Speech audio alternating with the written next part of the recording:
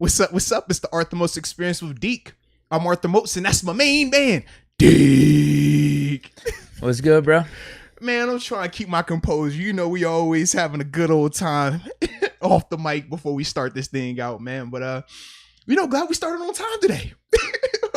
A nice 5:30 sharp start. This is good. This is good for business, man. This is good for the culture. Just cutting it close. Just a little bit. I was good with pushing it back, but sometimes it's fun to see if you can pull it off. Yeah.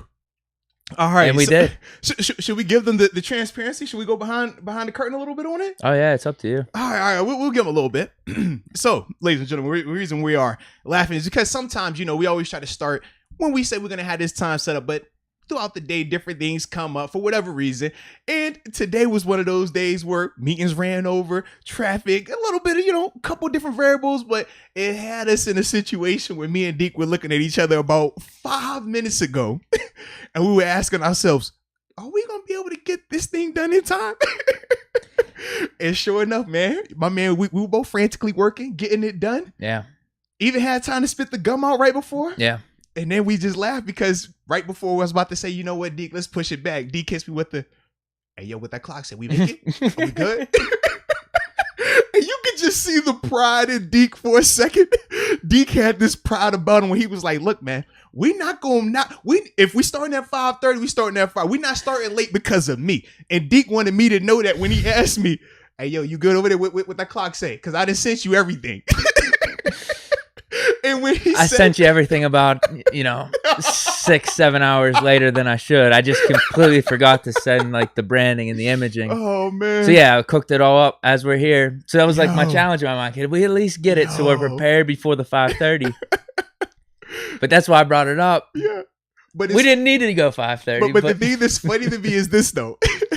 It's selfish low key from you because you do all the work, right? And I'm having to sit here and wait. So then when you send it, you're good with this little bit of time. And now I'm over here frantic. I'm like, I know. All right, shoot, let me get this thing over here. You over here like, yo, you good? Man, what that clock say? Man, hold on, bro. We can start on time. I'm like, yo, Deke, hold on. I got to organize this thing, man. Give me a second. I'm not ready yet. Music's blaring. No, and there go when we turn this thing on with the music pumping. First off, y'all gonna get a real taste of what we like to listen to and how we prepare for the show. But then on top of that, YouTube gonna flag us for copyright, as we already know also. But yeah, man, I'm glad we got a chance to start this thing on time, man. We did this for y'all, for the people, man. Yeah, that's why I really brought it up. I was like, we can't keep them waiting, right? No, can't do that, man. Can't do that. So now that we are here, oh, man, it looks like the chat is already percolating, too. Lord have mercy, man. Shout out to everybody in the chat today. Let's see what we looking like, Deke. Where we tuning in from, man? Let me pump it up. About to say, talk to us in the chat, man. Let me know where you're tuning in from, man. How y'all getting prepared? Anybody on Mars right now? We just left Mars, so we're good to go. All right, man. We got Jared Matthews in here. I'm hitting that like button, too. I don't know about you guys. You say you do what? I'm hitting the like button right now. I don't know about everyone else. Yeah. Well, actually, I did see somebody say, right here, Zach Battle. He said, don't forget to hit that like button. And then Steeler Nation 412 second them up by saying, yes, sir. Peter's Pasta. Peter, what is up? What is up, baby? He's in the building. He says, what's up, fellas? Always got love for you, baby. You already know that. John C. says, hey, Arthur. Hey, Deke. What's up? Shout out to the people for the culture. You know how we do. Yes, sir. Let's see. What up, though, from John Doe? Showing up that. Yeah, okay, I hear you. I'm in there with you. Yes, indeed. Donald Copeland. Absolutely. I feel you. Oh, man. Where are we turning in at? It's Tuke from Connecticut. We got East Liverpool, Ohio. Thomas Riley. Chris Mack with the 757 crib. Canton, Ohio. That's the Steelers' second home up there. Oh, absolutely. You know that, man. Got Just Earl on that banana OG. Holla.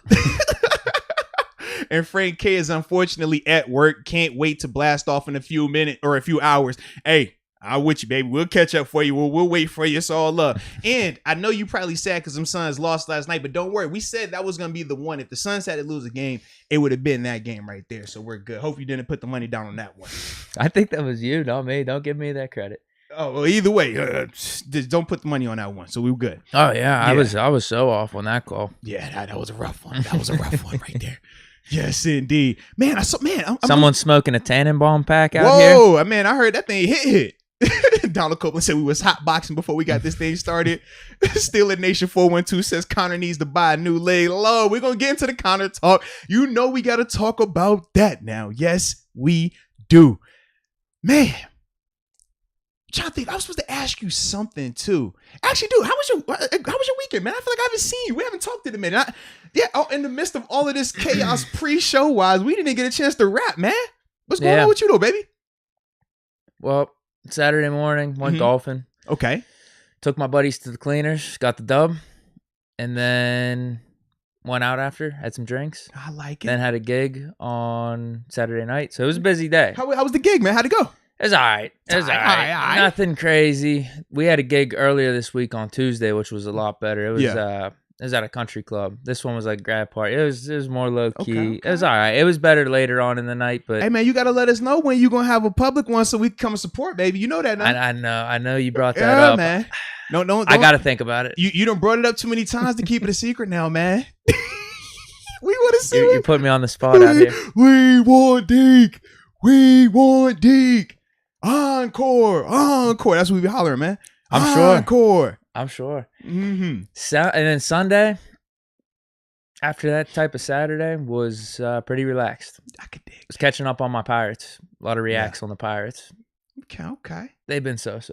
They haven't been amazing, but they haven't been too bad. They've been fun to watch, man. That game yesterday was dope, man. The ending of it versus Nagowski. Yeah, dude, he's the GOAT, bro. Insane. And I don't know what this little signal they keep doing, but I'm digging it. I like it. Yeah, I have no clue what that is. In fact, they used to do the Z a while back, I think, with McCutcheon's team. I don't know what that was for, man. But I saw he did it. I saw Newman do it. So yeah, man, I saw a couple of them guys started doing it, especially in the M right there. In fact, I was so inspired, bro, that I even wore my James Madison University, when they won the regionals before they went to the College World Series. Shout out to the women, women's softball team. I was so inspired by watching that performance yesterday. I broke out my JMU softball hat. That's pretty dope. This is a little concept over. That's just like the patch, really. I'm gonna, Is that how they came? That's not like custom or anything? Okay. Super regionals, this the hat, man. Got pull, make some phone calls, make it happen. But I'm glad to be able to rock it, man. But it inspired me to put that on, man, because of just how they look yesterday. And I got to see Rich Rod, man. Anytime Rich Rod come in, it's always a good. That's what I was saying. I'm like, we should probably trade him. Let's be real. Yeah. If we're talking about moving Frazier, maybe Reynolds. Mm-hmm. I don't know who else. We might as well trade Rich Rod because he doesn't get any save opportunities. But no, Rich Rod is in that conversation to be moved because he is a good closer. He is. But like I don't think he's willing to say we don't get to utilize him that much. So that's the biggest reason, that he's a part of that group of potential trade people and stuff like that. But shout out to the young cat, man, Henry Davis, man. First round draft pick out of Louisville. Always good to get your life changed by getting your name called, man. What are you hearing about it? Some people love it because we don't have too many catchers in the pipeline. Right. Some people think we just should have taken the top guy. Well, the thing was this, though, and we about to give y'all a little bit of that baseball talk, just a second of it. But from what I heard was this, man, there was no consensus number one guy. Even though Bryce Harper. Right. That's what I was thinking. Even though, was it Leiter, the pitcher out of Vanderbilt, he was good. He still wasn't clear cut better than everyone else. And then obviously we talked about just money wise, they said that it was a potential that he would pull that Eli Manning type of thing to basically bump up his asking price, knowing that the number one pick is going to be around $7-8 million of that $14 million pool that the Pirates have. They said that he would flirt with asking for like 10 or 11, knowing that they wouldn't be able to do that. And ultimately he would rather sit out, go back. What a jackass. Right. But that was the thing though. So that was the biggest reason why they started looking to the to the catcher, and they were talking about the shortstops, the high school cat out of Cali. His last name was Mayer, I think. Yeah. So those were the two guys that I kept hearing about. But from what a lot of people were telling me, we have like 3 or 4 pretty decent shortstops in the pipeline. Not specifically shortstop, but they could play shortstop. Like O'Neal Cruz, of it. Yeah, can play shortstop. I think they were saying he could play right field too. But we have a couple other guys that could fill out the infield. I think we only have one catcher maybe, but this guy.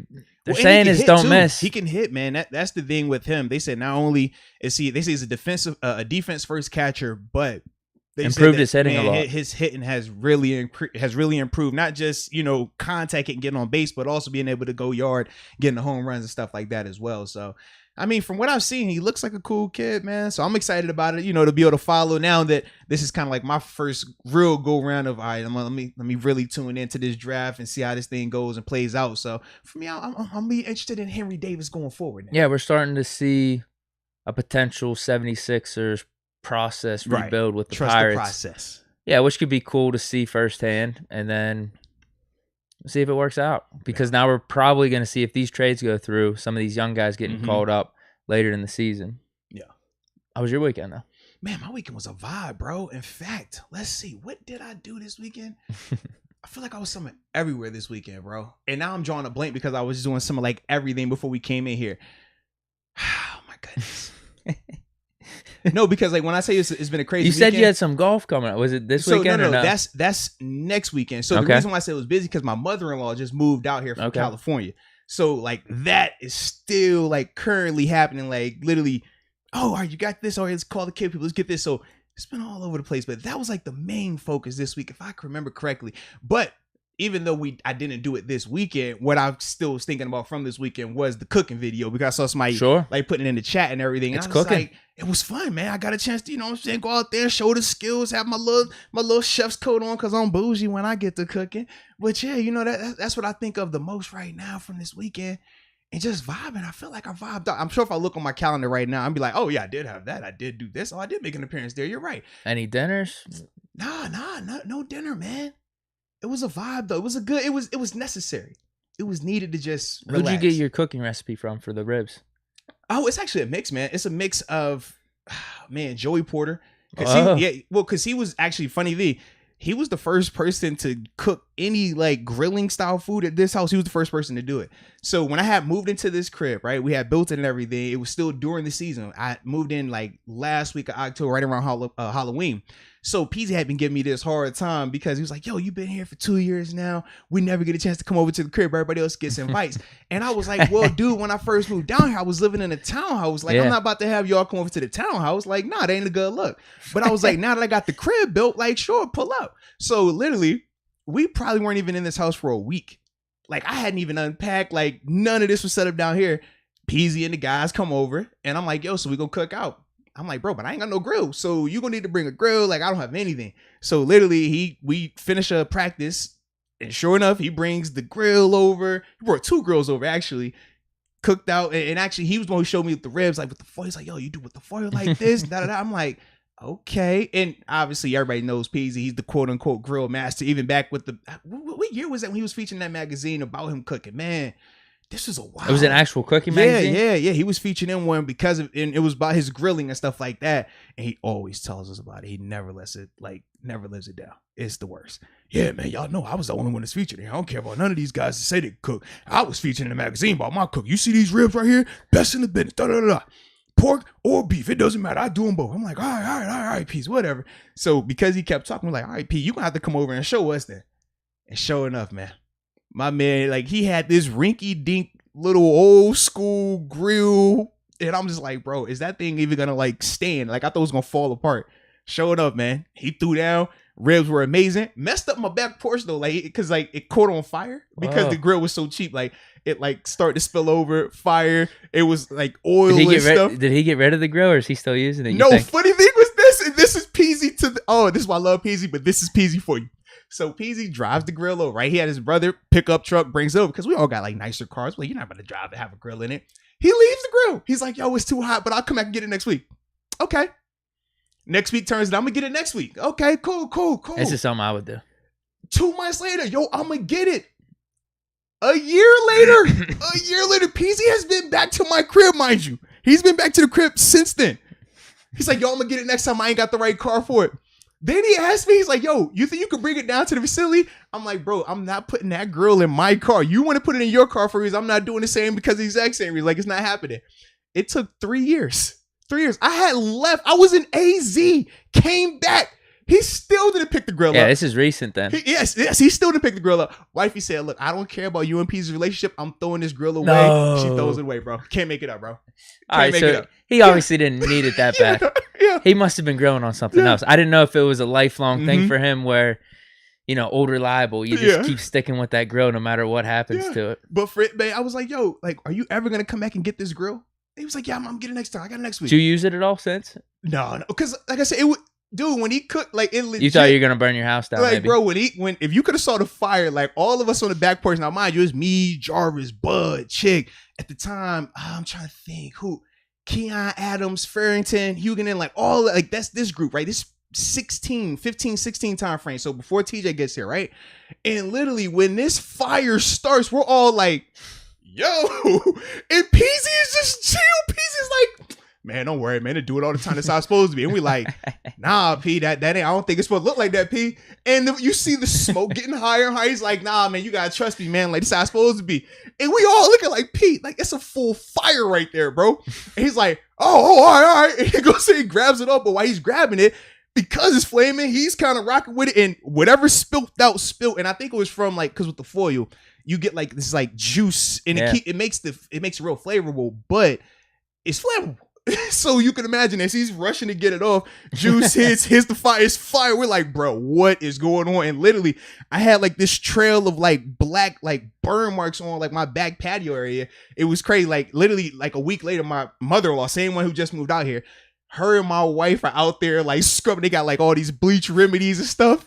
And I'm just like, yeah, man. That's Peasy's fault. I'm not apologizing for that. That's Peasy. I don't care what y'all. Put that on Peasy. Like, I don't know why he was so cool about this thing. The ribs were great. I will say that the fire happened. The ribs were unbothered. They were perfect. Some of the best ribs I ever tasted in my life. But sure enough, man, my back porch was ruined for a while, man. It's better now, but for a while it was definitely ruined for my man Peasy.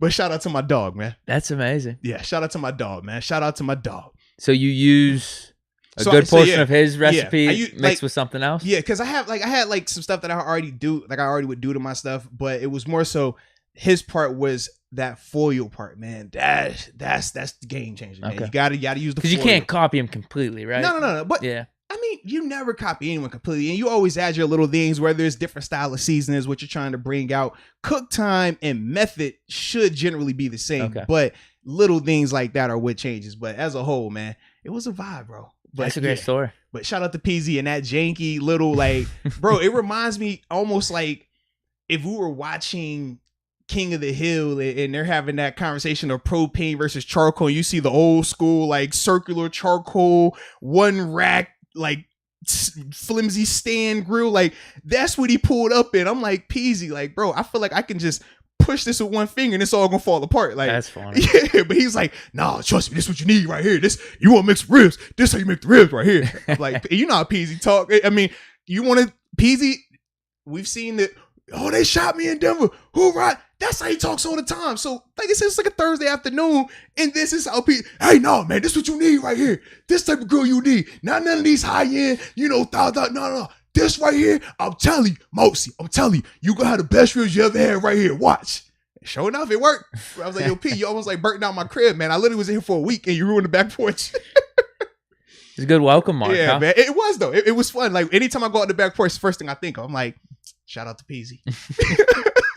So yeah, man. But man, as we get, let me get in this chat real quick, man. I see we got some upper room people joining. Yeah, I see that. What is it got? Was that? Yeah, I was gonna say, you need any help with it? Yeah. So actually, I'm gonna go through and get the upper rooms, and if you see any super chats, you get those once I finish. I got one. All right. Yep. So first off, we'll start with Obey Evan. Shout out to you, man. Welcome to the upper room. Yes, indeed. Love you. Appreciate you. Welcome to the family. Micah Hemp. I love that last name, Mr. Hemp. Okay, now, welcome to the upper room. Yes, indeed. All right. So I got the super chat. This one goes what you got? Hand in hand with the topic. I'm sure we could bring it up. Which topic? The hemp topic or the other topics? No, other topics, sport-related topics. Gotcha. We got Michael Patrick McCracken. He's been... Oh, that's our Irish buddy. Absolutely. Yeah, he's been supporting us these last few lives with some pretty nice comments here. Man.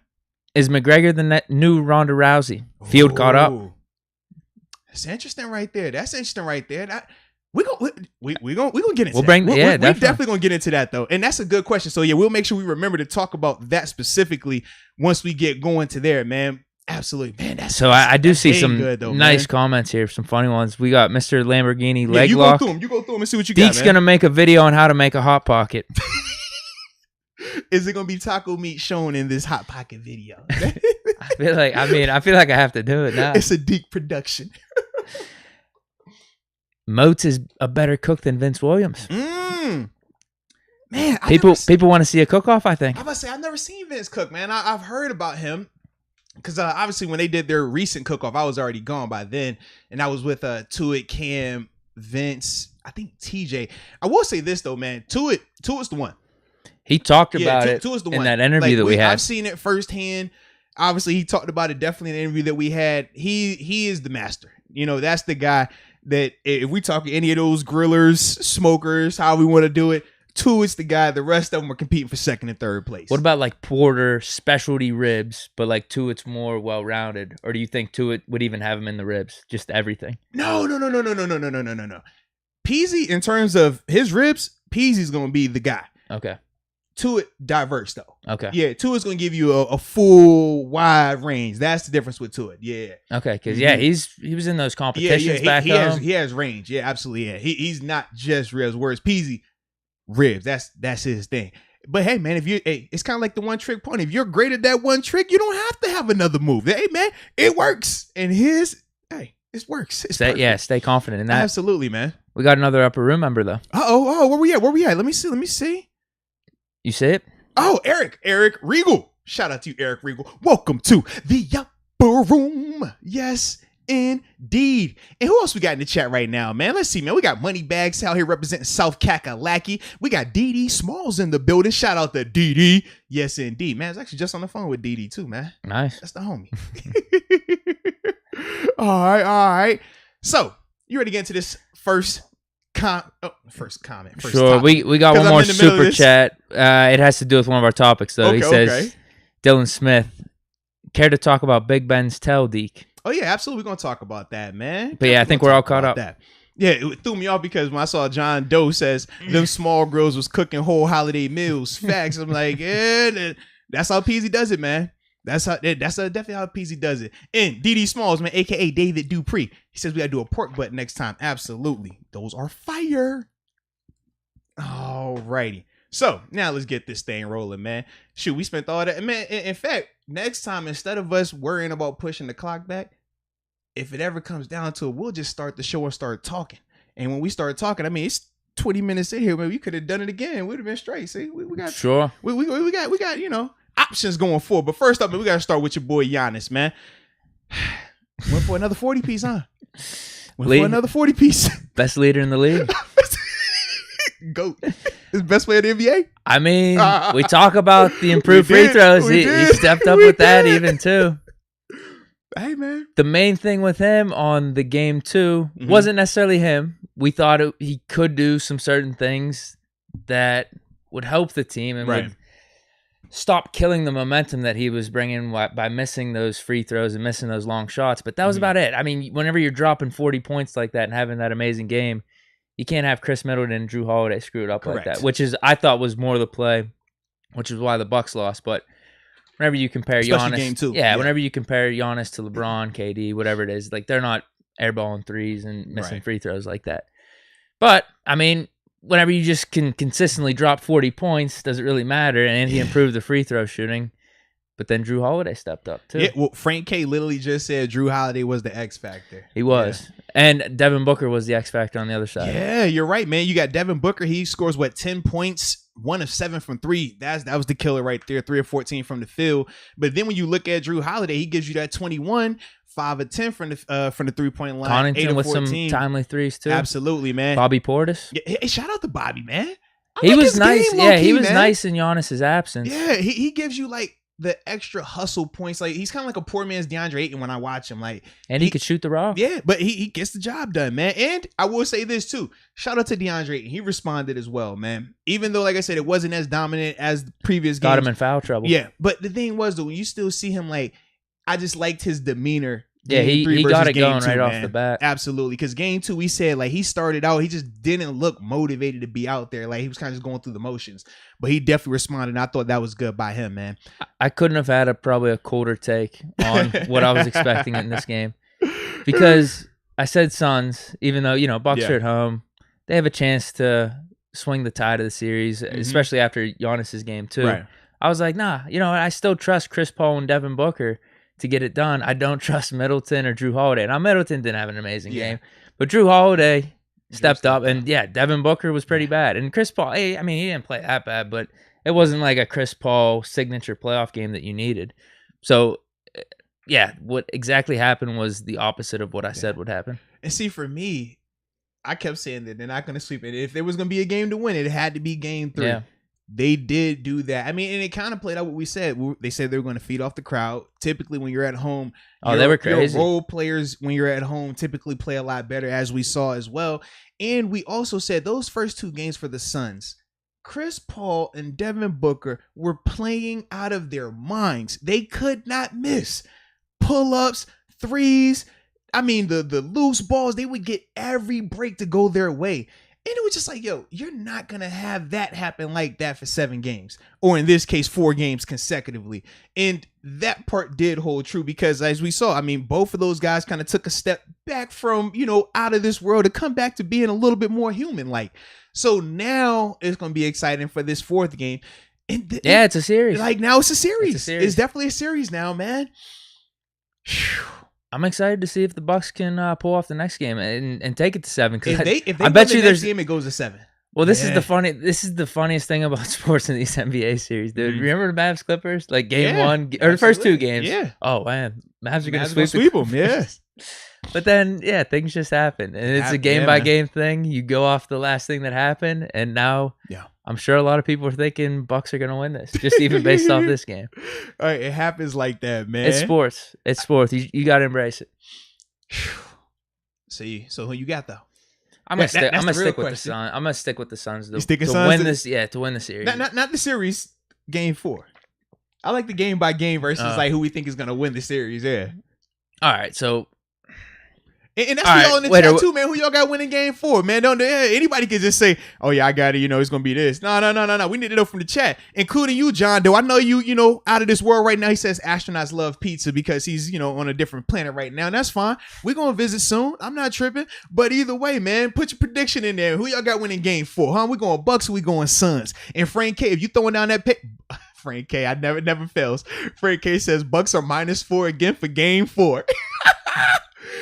I gotta like Bucks -4. I think I do. -4. Yeah, I think I like them. I'm gonna stick with Suns. I think sticking with Suns. I'm seeing a ton of Suns in 5. Holy cow, that started diving in here. Jeremy says I'm seeing Bucks are taking though. game 4. Stephen Rose says Suns got games 4. A lot of Suns. Juicebox got the Suns. Oh. I think Suns. I hope the Bucks win. I do want this to go 7 games at least. And man, I don't know. I would like to see Giannis win because of the Nolak connection. Yeah, that would be dope. I would like to see that, but then at the same time, I'd feel bad. I'd feel bad for Chris Paul too. But because I do think this is Giannis's. I don't know. Once LeBron retires, and is he gonna have better opportunity? This is a really good opportunity for Giannis though too. Yeah, I feel like this is Chris Paul's last chance. This is definitely Chris's last chance. You never know if Giannis will ever make it back. You think about Russell Westbrook, right? He's a guy who went early on in his career, and then since then, I mean, he got close. Obviously, when he was with OKC, him and KD. But outside of that, I mean, you might be saying to yourself, is he ever gonna go back by himself without having to join another team or him just being completely washed and just team hopping? Like that, I mean, for Giannis, I don't think it will be the case, but you still can't take it for granted. But I just feel like he has a little bit more time, man. I need my man CP3 to get one, man. Okay, yeah, I don't know who I'm rooting for. I'm leaning Giannis, man. But I'm picking. I keep picking the Suns because I just have a feeling the Suns are gonna win. Well, I only picked the Suns because Manuel and Frank K, they keep talking all this Suns jazz over here, so I feel like I'm obligated. What are they saying? I have an emotional attachment. What are they saying about a Suns coming back and bouncing back in game 4? Are they saying anything about why they're not concerned? Yeah, that's a good question. Yeah, why isn't anyone concerned? Everybody's saying Suns in 5. Yeah. Why are y'all not concerned about the Bucks after that performance they just put on? Giannis, they won for 42 games in a row. You don't think he'll drop another 40 burger on them Phoenix Suns again?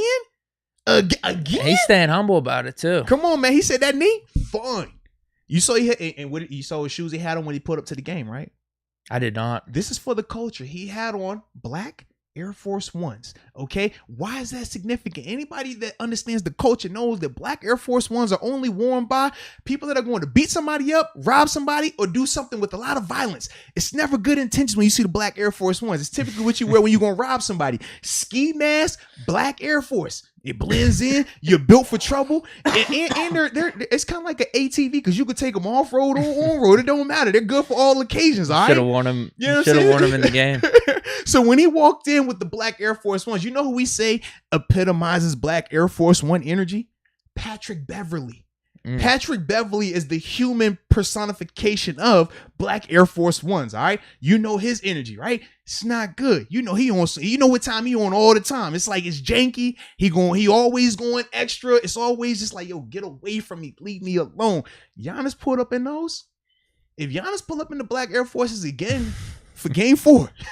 Okay, Phoenix. Y'all can holler all that Suns and 5 you want to. If Giannis pull up, let Giannis pull up with them black Air Force Ones on again, baby. He might go for 50, all right? He done did 40 twice on y'all, and he got it how he lived. You see, he was like, all right, we lost the first one because my man Drew and my man Chris ain't want to ball out. So I had to go for the 40 piece with the Air Force Ones. Let him come out here in Game 4 with them on again. Okay, that's all I'm saying, baby.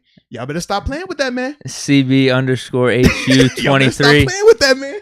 Andy Reid wears the black Air Force Ones on the sidelines. Exactly. Coach Tomlin, he wears Air Force Ones. Now he has the bottom part black and he'll go white on the top because he can't. If he go out there with that full energy, it's gonna shut the whole party down. Y'all thought that Thanksgiving game when he was on the field and jumped off with something, let it have been black Air Force Ones, he would have got a 15-yard spearing penalty on that play. Like that's the black Air Force One energy, man. I'm throwing it out there, bro. I'm serious, man. So I'm seeing from Frank K, as long as Scott Foster is not officiating, it's seriously that simple. Anyone notice how quick he got Ayton out of the game? Seriously, when he had 18 points in 14 minutes. Mm-hmm. So that's what he's saying as why he's not concerned, as long as Scott Foster's not officiating. Call Me K says Kobe was definitely a black Air Force One kind of guy. 100%. Yes, he was. Extra janky, some swag gaming. Extra janky. Yes. Steelers Nation 412. Bucks gonna bang them up, but it should be a shootout. Both high-powered offenses. Ooh, now it's funny. He said that. Jeremy says no shootout. Bucks defense too good. Now that was the interesting part, right? Because Milwaukee, obviously they have the size, and I do think they play good defense. But the reason why we didn't talk about their defense as much, or we kept talking about the lack of adjustments, was because of how well Phoenix was shooting outside. When you hit 23 pointers in a game, 50%. It doesn't matter what defense you're playing. It compromises you. When you look at Game 3, that shooting percentage drastically decreased, and ultimately that made that Bucks defense look way better all of a sudden. But once again, it goes back to Devin Booker and Chris Paul. Are they going to be able to get back to those first 2 game forms, or was Game 3 the new? Is that going to be the new going forward? That's what I'm wondering. If the Bucks win Game 2, I might completely start flipping my picks and start picking the Bucks, because all of a sudden that pressure is going to feel a little bit more weighted now on Chris Paul. It is. If this series is tied, I said this last series, though. I said this last series, bro. It's different. This is for the championship. This is the finals. If it's 2-2 going back to Phoenix, them Phoenix players aren't going to play the same way. It's a totally different game. I do think like CP3's maturity helps out a ton, but as a whole, that team is still very young. Whereas you think about the Bucks, he's the one the pressure's on. Right. Whereas with the Bucks, it's a different, like their group seems more mature. They're more, I guess, mentally prepared for this moment. A lot of their guys not necessarily played in these bigger games. Yeah, but they've Holiday, been around Middleton, longer. They're better. PJ Tucker, like he's been on big stages before. Brooke Lopez, he's been on big stages before. So it's not gonna be too much for them if this series is 2-2. And I think these are good points. And I think it benefits Giannis also, because Giannis, you think about dating back to the series versus Brooklyn. The pressure was, I feel like the pressure was more on him then because it was him versus KD. Whereas now in the finals, all the pressure shifts to Chris Paul. All the pressure shifted to Devin Booker. Now, I don't know. I think Chris Paul's going to respond. Devin, though, I want to see how is he going to respond if it's 2-2 and he comes off. This is a bad game. That was a really bad game. Right. Is he going to have another one like that? Because a younger player, first real run like this, it'll get in your head. Whereas Giannis has had his run of the low of the lows from the playoffs when they were counting him down. He was airballing free throws and they were having 10-second violations. It gets no lower than that for Giannis. He's risen from that now. So now he's back on the upswing. His confidence is improving. So for me, I just think that the longer this series goes, the more it benefits Giannis and the Bucks, man. 100%. That's why I might flip the picks if the Bucks win Game 2. Yeah, man. So it's gonna be fun though, man. So you got Bucks winning Game 4, or you going Phoenix? So we already said a ton of Phoenix people.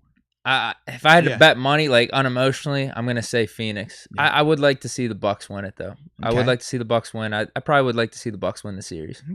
Okay. But unemotionally, I'm gonna stick with the Suns. If they have another game like that, obviously they're gonna lose. But I'm not expecting Chris Paul and Booker, well, specifically Booker, to have a game like that. And like he said too, if Ayton can play the full game, and because if we're talking about confidence scales and stuff. That game for him had to be a little bit of a confidence booster for him to be pulling that off, even though he was in foul trouble. So, I think he'll show up too. I like it. All right. And then all you just need, because it's just one of those, or one or two of those, like 4 or 5 role players for the Suns. Because Bridges didn't have that good of a game. Cam Johnson stepped up. Cam Johnson and Jay Crowder. Shout out to the Pittsburgh connection right there. And he yammed on PJ, even though that was low-key a charge, bro. Oh, it low-key was a charge. I think you count it. You still make that a poster. You count it because of the scene, the stage, and how it was set. But that was definitely a charge. My man PJ, 2 feet, clearly set, outside the restricted area, didn't move. But because of just how electric that play was, if you're the ref, you got to let it count. But yeah, that was definitely. But if you're PJ, first off, PJ, can we talk about this one play real quick? PJ, Cam is starting at half court with a full running start unabated to you. Do you really think taking a charge right there was going to work out? Like, seriously, that's what I was thinking to myself. I was like, that makes zero sense. Like, he's either going to jump completely over you or even if he fouls you, right? He's still going to be going hot, fast enough, jumping high enough that he's going to slam. It's going to look bad regardless. Just a savvy veteran play. Right. I'm just like, dude, even if they call it a charge, you're still getting yammed on. Yeah, that's not worth it. That is not worth it. That charge versus that poster, that image, no one's going to care about the context. They're just going to see my man Cam it looked like Jordan in Space Jam. Like, it was freaky, man. And I absolutely loved it. Shout out to Pittsburgh for that, man. Yeah, as long as you see that highlight throughout social media in the upcoming years, 10 years down the road, I guess maybe people will bring it up in the comments like, oh, man, it's a shame this didn't count. But once you see it, you're not going to care about that at all. Absolutely, man. Absolutely. All right, so you got Bucks. I'm going to... No, I got... You got Suns. I'm picking Suns. I'd like to see the Bucks win the series, though. I would like to see that. I'm going to go against my judgment, and I'm going to go with the Bucks to win Game 4. I like Giannis to get another 40-piece. Whoa, 3 in a row. 3 in a row. Has anyone done that? No, LeBron has done 2 in a row. Did they say something about Jordan 4 40-point games? Yeah, I'm trying to think because I don't know if that was in the finals or if it was a playoff series. The only thing with LeBron I'm thinking of in terms of finals was the Golden State year where he led every category. Remember, he led both teams in points, rebounds, steals, assists, and blocks. 15? Yeah, was that 15? And Dellavedova? Yeah, because the last year though, when KD, the year when KD, he might have done it then too, because I think he dropped 50 in the first game. Because it was that series as well where he led it all, but it was just like that was a sweep. Yeah, but and KD still won it, but it was just like you could see where he's having to do everything. We were saying where this is why a guy like KD can flourish right here because defensively it was a little bit easier. He knows, okay, I can do this when I got this guy over here. It's going to get buckets. That guy can get buckets as well. Even though they lost that game 1. Of that last series between Cleveland that's and the Golden J.R. State. Smith I don't game. know what is that, 17 or 18? I don't know. Yeah, the J.R. Smith game. That may have been. I mean, that may have been LeBron's best game ever. Dude, actually. It was insane. At least top 3. Maybe you want to throw a win in there. Maybe the win against Boston or something like that. I thought a Boston game in there. I also thought Game 7 Pacers. This was. Oh, was this sick? No, because he was still in Miami. This is back when they had like Danny Granger and all those guys. He had one of them games where it was like coming down like the Lance Stevenson blowing on him and stuff. Like, no homo, that sounds just so bad. Lord have mercy. But yeah, I'm sorry. That just that's thought about it. I don't want to say that no more. But that was that game. Yeah, that was crazy though, bro. There's got to be 1 in 16 maybe you throw in there. Him and Kyrie both dropped 40. I forget if that was game 5 or 6 whenever they were coming back from down 3-1. Yeah, I mean, he's obviously got a lot of great ones, but that 50-point one he had in game 1, they needed that one because if they won it, who knows? Maybe it's a longer series. I don't know if they necessarily win, but maybe it's interesting. But I think the JR play just deflated everyone. Yeah, seriously. The timeout, because it was like they did everything they could to win that game, and you're just like, wow, it's not enough. This team's like so overpowering. Yeah, but. It was a good movement, man. Good movement, man. Good moment in time for us as a whole, though. Hate the fact that it wasn't for my dog. But Wednesday, we got a while. They're spacing these out by 3 days now. They are now, kind of pissed off about it. Yeah, so we'll see. We might be on by then, we might not. But either way, I'm going with the Bucks in that game, man. Like I said, I like Giannis to go for the 40 piece. So yeah. And Barilla92, shout out to you as well, man. We appreciate your support. He says, y'all talk about that poor sport McGregor already, and yabba dabba do, or whatever them boys from the Bay say. Yee! For the hyphy movement, man. Got to do that, baby. Oh, baby. Is that the next topic? Or? No, it's not, man. But we're going to get to it soon, though. We haven't talked about it just yet. What we got to talk about is what somebody else has been asking about, and that's this Big Ben situation, man. The TikTok young fella, I think was it Ash something? Hold on, I got his name right here. Theo Ash. Shout out to Theo. So for those that don't know, context is it's Theo Ash Cat on his TikTok. He does little breakdowns of film and stuff like that, or just football related clips. Pulls up his clip against the Steelers versus Buffalo Bills from a year ago, and he's basically saying that, hey man, I haven't watched this, but it's a run pass key. Ben picks his heel up before the snap out of the shotgun. It's a pass. If Ben has his heels down, it's a runner. I think I didn't flip-flop that, right? Heel down, run. Heel I said it right pass. there. Yeah, heel down, run, heel up, pass. So that was essentially what it was. He shows the clips, and it holds true. So obviously, people go crazy. It took a few days, actually. Well, so it was funny. It took a few days, I feel like, for the social media people to catch on to it. I had people hitting me up, though. Really? Yeah, but it was more so print people, right? They were hitting me up about it earlier on. They were like, yo, man, we're getting this report about this kid on TikTok saying this and this and this. Like, what do you know about it? Is it accurate? To get some quotes for it. I was like, dang, all right. So we talked a little bit. Then and that's what I had Saturday. I had my solo show on Saturday. I was like, I knew I had something. So I go in Saturday to do my solo show and I'm talking about it.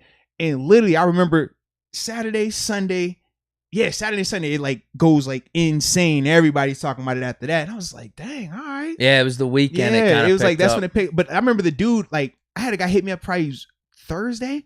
It's probably Thursday, hit me up and asked me about it, man. So I was like, all right, okay. But man, since your boy, and I know everybody's going crazy. Hey, yo, man, Deke, man, what you got to say? Deke, talk to me, Deke. What's up, man? People, they wanted to hear from Deke, man. They said, Deke, man, what's up, man? Are we getting these keys? How significant is this, man? This is your boy. Did you call him up? Are you aware of these?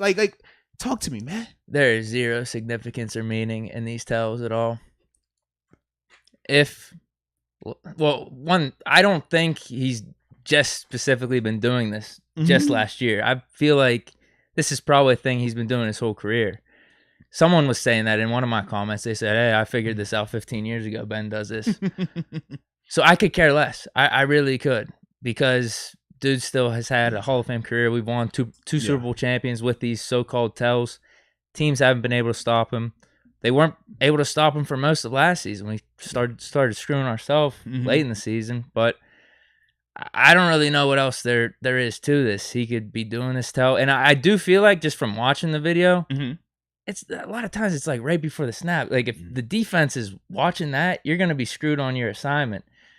So that's my takeaway. I really don't give a shit about the tells. He could keep doing it as long as his play is good. And he's had a Hall of Fame career up to this point, so why should he change anything? And if I'm sure Ben's smart enough throughout his 17 years that if this was really affecting the defense and how they were responding, he would have changed something up. No? Yeah. So that's you my would takeaway. Hope, right? You would definitely hope. That's my takeaway. That's funny, man. No, I agree, man. It's not that significant. And what I had said was, every quarterback, not just quarterback, but every player has tells. You watching a film, you could pick up a tell.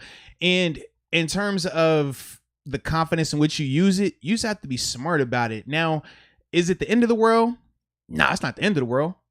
Do you love it 100% of the time? You don't love it. But like I said, everybody deals with it. So the way you go about it is this. You have to find different things to kind of throw them off, whether is self-scouting on. Typically, younger quarterbacks or younger players, they struggle with self-scouting. And self-scouting is essentially, you don't watch the tape to worry about other teams. You watch yourself, exclusively yourself, and say, if I'm a person on defense, what am I doing on every single run play? And then go back and say, if I'm a person on defense, what am I doing on every single pass play? And you will be able to, when you break it down and cut it up like that, you can see clearly, certain quarterbacks, pass play, they play with their towels. Run play, no towel.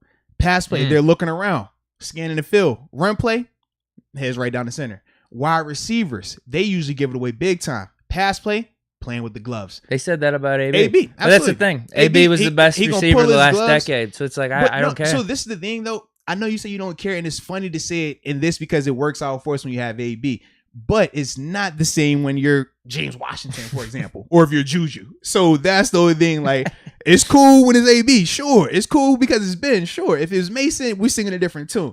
That's the part where I'm like, is it significant? That's why I say it has some significance, but it's not the end of the world because it just depends on the player. That's a good point. If you're good enough, that's where you say I don't get it. So you can say you don't care because it's Ben. Now imagine if we're talking about Zach Banner. And on pass plays, Banner's fucking up the O-line. So exactly, because O-linemen, they do this as well. This is another key for O-linemen. If it's a pass play, how far are their splits? Because sometimes you got the obvious tale of 2-point stance on pass play, 3-point stance on run play, right? Those are big tells, but sometimes O-linemen, they'll try to change it up. Cool. The feet don't lie, though. So watch the feet. Are the feet balanced? If it's balanced, typically it's going to be a run. Are they slightly staggered? Pass. Why? Because you're trying to back up. You're trying to kick back, and it's hard to do that from a balanced stance. Different telltale signs. On defense, is this guy about to rush the passer, or is he trying to play run? Look at his feet. Okay. Is all of his weight coming forward? Is he heavy on that front foot, heavy on that front hand? If he's in a 3-point stance, he's about to burst out. Is he sitting a little bit more flat on his hand and his feet a little bit more balanced? Look for the pass rush stunt. He's going to be moving laterally now. Elongated, he's going north and south. Balanced, he's going left and right. So everybody has them. Everybody does. But it's up to you as the professional to go through and say, okay, if I do this 10 times, all right, it stands out. What if I can just mix in 3, though, where I dummy it? Instead of me bouncing my feet up when I'm only going to go inside, what if I bounce it up and I go vertical? All right, let's try that. Okay, but you want to make sure whatever you're doing to throw them off, you still can execute at a high level. You don't want to make it okay, I'm going to inconvenience myself and then my play declines as well. But that's the part of it where, like I said, it's not as significant because it's been. But it is something that, like, when we talk Mason, when Haskins comes in, he starts playing quarterback in the preseason. Those are things that you watch for. Because they will show up. Right. Yeah, they will show up. And if he isn't good enough to, well, I don't care if you know I'm throwing the ball, you can't stop it. If that's not the case, then yeah, you're going to want to figure out some ways to kind of confuse those defenders a little bit, man. I get what you're saying. But when it's been, it's less than, it's no different than Brady. Brady has keys, but it's Brady. What's his keys? I actually don't remember them right now, but I remember at the time he was similar in terms of his glove. He had a glove thing, and he also had something with his feet, but it was more so the balance of his stance and where his running back was going to be at. If he was in the gun, running back directly next to him, or is that running back slightly behind? It wasn't like a crazy depth, but he would be slightly behind him, and we would know, okay, this is a run. And why would he have to get behind him? Because the timing of the snap to having to go here, it worked out better when the back being slightly behind, he gets more momentum coming downhill versus if he's directly with him. It's better to block because you're going to be further ahead, but trying to get it run play for the snap and the timing of it, it was going to be off. So you could see that on tape, but that was, like I said, New England. So, and this would have been, it was a while ago. So that's why I'm like, it probably ain't no key for him anymore because he self-scouts really well. He does that. He's one of those guys that he's going to have different things to throw you off. But he was another guy that had those type of tendencies. And this is when we talk about Troy, why I always love Troy and I always laugh when we talk about him because I'm like, I can give you all these tendencies just like that, right? And they could be 80, 90% at times. But how often would I take that chance of trusting it? 10, 20% tops. Troy, on the other hand, he's up 60, 70% of the time he's going to take that chance. Yeah, because all it takes is like 1 or 2 times. Yeah. Where it's like, I got you on this one. Right, but for Troy, he's like, I'm Troy, so I can have a couple of these mess ups, but I'm going to make this spectacular play at the right moment, and this is going to change the game. And like I said, man, some people got that confidence. For me, man, I was not one of those guys. His leash was a lot longer than mine. So when your leash is that long, you can do those type of things, baby. My leash wasn't that long. My leash was, okay, Troy, you do that. I'm going to get in this C gap, baby, okay? I'm going to make sure I'm good. I hope you're right, though. But that's how it goes, man. What kind of pissed me off a little bit with all this is, like we were just saying, everyone's got tells. Everyone's got their own little things. Mm-hmm. If you're good enough, especially, who cares? But it felt like this random little video was a license for people that were Ben haters, Steeler haters, to just go off and say, oh, Big Ben's exposed. Like, Steelers don't know what they're doing. Big Ben's an idiot. It's like, no, that's not the case. That's not the case at all. Yeah. So that's what kind of bummed me out, because I think the kid doing the video, like, he was just giving really neutral information. He's like, I just saw this. No, he was accurate. Take this what you want, but then that gave people, oh man, look, Ben doesn't know what he's doing. It's like, no, I'm pretty sure he does. And that's why I wanted to let you lead off, because I said, I know if there's somebody that was going to take offense to this, it would be my man. Trust me, not the video at all. I'm just saying the aftermath. Yeah, it's the aftermath. It's like, wait, you could take that, because from my standpoint, I take that as a positive. Like, all right, he's been doing this his whole career. I don't care if you know the player or can get a tell from him. He still has had a Hall of Fame career. He's got 2 Super Bowls. Has had a really successful NFL career. But you know what people's rebuttal is, though? What? If all he had was 2, how many more could we have won with that? No. I swear, I promise you. Because, you know, and this is the name they brought up. You know what name they brought up? They said if he worked like Brady I promise you, they said if he was as attention to detail as Brady, he would have 6 or 7 based on the talent that we've had. But because he's not as detailed and he gives these type of tells, that's why down the stretch he struggles and we haven't won anything since forever. I promise that was a person's rebuttal with that, because I was like, man, do the Hall of Fame. It don't matter. Like, he's balled out, and that was their response. Who is that? I think I need a. But that was definitely their response. I think that's the boxing match right there. That was for a fact the response. No, I actually think the past decade of our playoff losses. I was thinking this earlier. A lot of unlucky stuff. I think we've talked about this before, but one of the more recent ones is Jacksonville. Mm-hmm. The number 1 defense in the league at the time. And we faced off against Denver that one year. They were the number 1 defense in the league. Ben did not have any trouble against those defenses. I think he threw for over 400 yards, 5 touchdowns against the Jaguars on that bum arm against Denver without like half of our weapons. Still threw for over 300 yards. It was Fitzgerald too, saw it fumbling. Jacksonville, defense wasn't the best, but we did put ourselves in a little bit of a hole early in that game. But I mean, that's not on Ben. I mean, we came back in that game. So I think there was some unlucky stuff, but no, come on. He still performed really well. I can't make it up. You know, I can't make this up. That's what the response was. Ben, I was like, let me put it to you this way: in those Jaguars games, I think it was in 17. Ben outplayed Brady versus Jacksonville. We had the divisional. He had the AFC Championship game. Jacksonville made him look very human. They got lucky with the call that forced the Patriots into the Super Bowl. I mean, no fumble. Yeah. Well, no. What was it? Wasn't it like a pass interference call with the Patriots? Right. Like it was a really terrible call. Jacksonville should have beat them. Yeah. So I don't know. No, I don't. I'm just throwing that's what people said. That don't shoot the messenger, baby. I was just giving you an example of when I've said similar things. That's what the response was. Well, if he was more attention to detail, we would have won more of these things. Brady's also played in a really shitty division. I'm just He's always had like a top 5-10 defense, hands down. I get it, because you know I like Brady. I have respect for Brady, so it's not like that. But just sticking up for my guy. That's all. And I have heard in terms of the rebuttal to when people talk about the regular season stuff too in the divisions, they all said that you're still going to play the top of the team, the best of the best when it comes to the playoffs. So it really doesn't matter. Now, the rebuttal is because you got to go home field advantage. Who knows what they're pulling up there? Yeah, but they still just said it's still football regardless of location, which they do have a point there. That's all. I was like, I can see what you're saying. I'm siding with you though, but those are the rebuttals though. Yeah. I just like to give, full perspective. Sure. That's it. So yeah, man. Yeah, that's what I thought. The kids' video, it's like whatever. The kids good, though. I like it because I think the stats showed that it was like over 90% on both of those run and pass tells. Yeah. So whatever.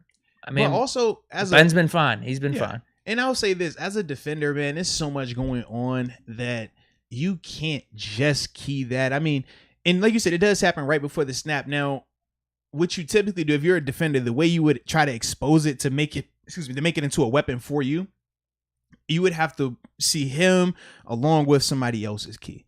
And then you put the puzzle together. Because if you're just waiting on his feet to see, okay, is he going to keep his heel down before the snap or is he going to lift his heel? That's not going to give you enough time. Also, you have to remember the vantage point. The film is 50 yards up in the side, or, on the press box, and then 50 yards up over the end zone. Our vantage point on the field is totally different. You're looking. That's what I'm thinking. The only guys that could probably see it are the cornerbacks. Corners, edge rushers can see it. Maybe a nose, like a 3 or like a guy lined up right over the center. But he's going to be looking through feet to see Ben's feet and not watching his keys. I was gonna say there's no way he's doing that, right? But not necessarily, because there are definitely games where you have a key like that and you essentially put one person on that's watcher. Their duty, and everybody has different calls for it. Army, Air Force, or bird versus truck, for pass versus run plays, whatever key name it is, but you'll have one person that's their job. So you'll say, look, bro, we all can't key this guy's foot. We all can't key his hand towel, right? So we're going to trust your judgment on this. If you see it, give us the call. Yo, bird. It doesn't tell me what the actual play is. It just tells me it's a pass play. I don't know what type of pass play it is. Same way it could be a run play. You know how many run plays there are? Like if I say, hey, Deke, Sue's about to run the ball next play, what run you think it's going to be? Yeah, you got counters outside, inside. Can't forget the favorite, the jet sweep. Come on, man. Oh yeah. maybe an option play you know what now. I'm saying? Like, you know how many runs? That's what I'm saying. So just because we know it's going to be a pass, for us as a defender, it might give you that split second of, okay, I don't have to convert from playing the run to rushing the pass. I can already start my rush now. But I still got to beat the guy that's in front of me. Well, there's that. And how many times do you actually need to know that? Because there's probably obvious passing down situations. If it's third and long, who cares about a tail if it's third and long? If it's second and backed up, you're like, okay, it's either going to be a pass, it's going to be a screen, or if they're going to run, it's going to be a draw. Those are the runs you get out of that. Personnel tells you a lot as well. Okay, are they small body? Are they big body? Is it extra O-lineman in? Is a fullback in? Like, these are all the things. So Ben and his heel, it plays a part, but it's more so you can't just solely use that. You use that along with everything else. But like you said, if it's 3rd and 15, do you really think we need to look at his feet to know it's a pass play? like seriously, you know what I mean? Like, hey guys, it's 3rd and 26 right here. Oh man, I hope they don't run this ball, Deke. You better be ready to play the run and the pass. Lord have mercy. What are we gonna worry about? We're not worried about the run. You know what I mean? Like, if you run it, cool. You surprise us. You got 7 yards. Great. It's 4th and 20. Punt the ball. Like, that's what it's gonna be. So yeah, not significant because it's been, but with younger guys can be significant because you can key on these guys, and we have done that before where you're like, all right. Yeah, it gives the advantage to the defense. So it's been times where like we might have had a blitz set up and we would say, well, look, this is how we're going to run this blitz. If this guy comes out and his foot is like this, we know for a fact there's slide protection this way. We're going to send it from that way. All right. So you'll come out, you'll check it. All right, boom. Yo, Rico. All right, bet. And now we know we're going from the left side this time. Simple as that. And it can happen just like that on the fly.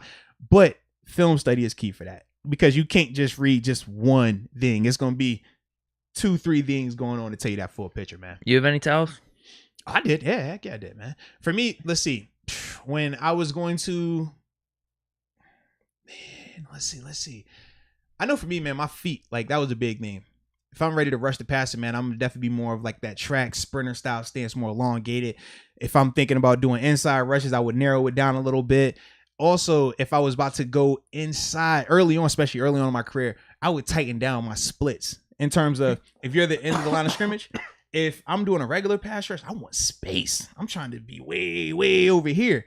Whereas if I'm trying to go inside, say I'm doing a rush with Cam or 2 and we're doing a stunt, well, I want to tighten it down a little bit so I don't have as far to go. But you had to make sure that you're not making it too much of a sign, because if you're going outside, you're 3 yards out here, but now when you're going inside, you're 1 yard, red flag comes up. So you start figuring out things. So the way you switch it is, all right, let's line up close, but rush outside. All right, let's line up outside and rush inside. Like different things like that just to keep it going. Yeah. But everybody has them. Everybody has tells, man.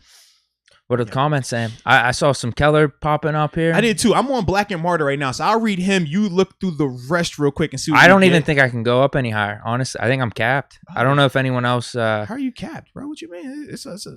Yeah. Is there anyone else? You seen any other names? Or is it just Black and Martyr? Oh, in terms of color? Yeah, look, I can't.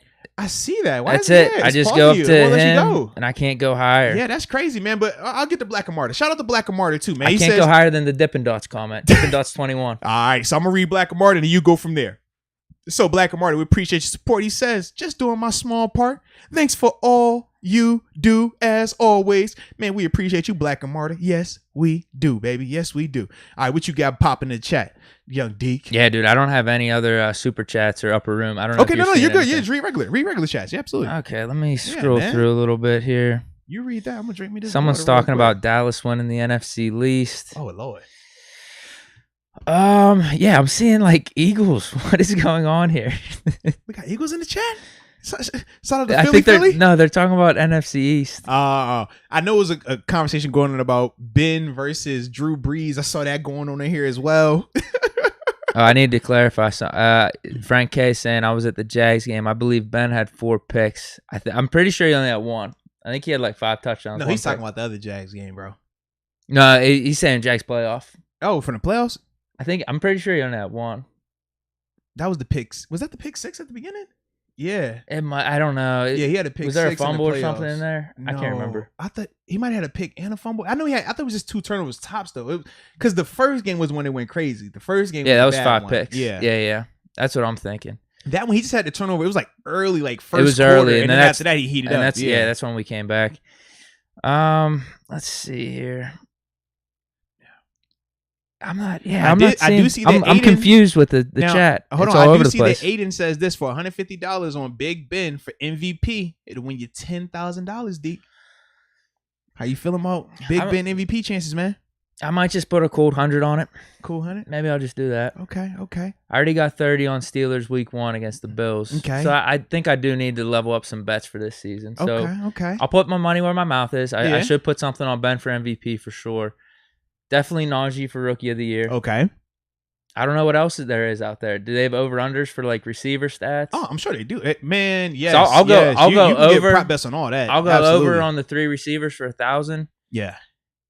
And then I think I'll call it a day. I think that's what I'll bet on. Okay. And probably our over-under win total. I can respect that. Why not do AFC North winning the division and then also winning the Super Bowl? I guess I could do all those. I like that. Also, man, we got big time news too, baby. Are you ready for this, man? What do we got? Shout out to the homie Rod Dollar. He says, "Great news, fellas. I'm expecting my first boy." Oh, shout out. Big time shout out. Congratulations to you for that. If you need names, Arthur is a great name. Deke is a great name. Arthur or Deke. Deke Arthur. No, I don't like how that sounds. Arthur. Let's see. He said his son's nickname might be Deke. Boom, there you go right there. That's clean. I like it. That's perfect. So, you'd probably have to have his first name. Like, what's your last name? I don't know if you want to reveal that. His last name is Dollars. It's Rod Dollars. Rod, first name, last name, Dollars. So it'd be because Deke goes with my last name. Little Rod Deke Dollars. See that? Yeah, that'd be cool. Yeah. As long as it like kind of flows somehow with either the first or last name. Just whatever you do, don't call him Little Deke as a nickname. that ain't gonna be a vibe. Don't do it. Just try to save him. You never know, man. What? I'm serious. Yeah. It's not a good look. Imagine that. Little Deke, come here, No, mama, don't call me that. Yeah, you don't want that. It's worse if you call him Big Deke. Oh, Lord. Just saying, man. It's not a good name. It's not good. It's not good. Deke Dollars is good. I like Deke Dollars. Eric Winslow says Arthur Deke Dollars. The Arthur to Deke part, I'd rather we just leave it as Deke only. I don't like how any part of my name sounds going before or after the Deke. What if they include Moats somehow in the name? Oh, hey now. Moats could be a nice middle name. Yeah, man. Rod. Maybe not. Deke Moats. He can have 2 middle names. Deke Moats, Moats Deke. I'm actually scared for Rod because I think he's considering it. I hope you're not. Deke. Maybe the nickname. That'd be cool because every time you wake your son up in the morning, you be like, Deke. It'd be funny, bro. Yeah. It would work, man. It would definitely work, bro. I hope he's not seriously considering Artemis Deke Dollar. That's not bad. Rod Dollar says motor. I've heard of motors. Motor. He put him in. No, maybe he's a big boat guy. Likes the water. You know, it could work. It could definitely work, man.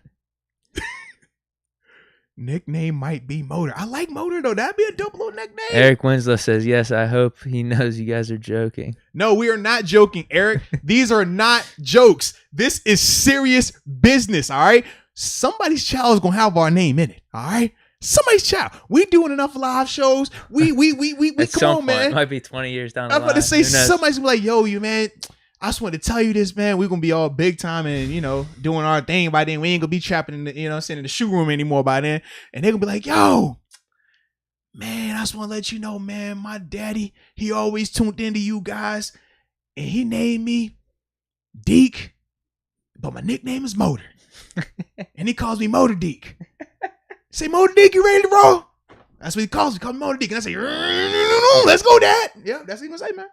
And I'm be here for it. We're gonna be like, yup, boom. I'm throwing it out there, man. Yeah. Damn, you got me laughing.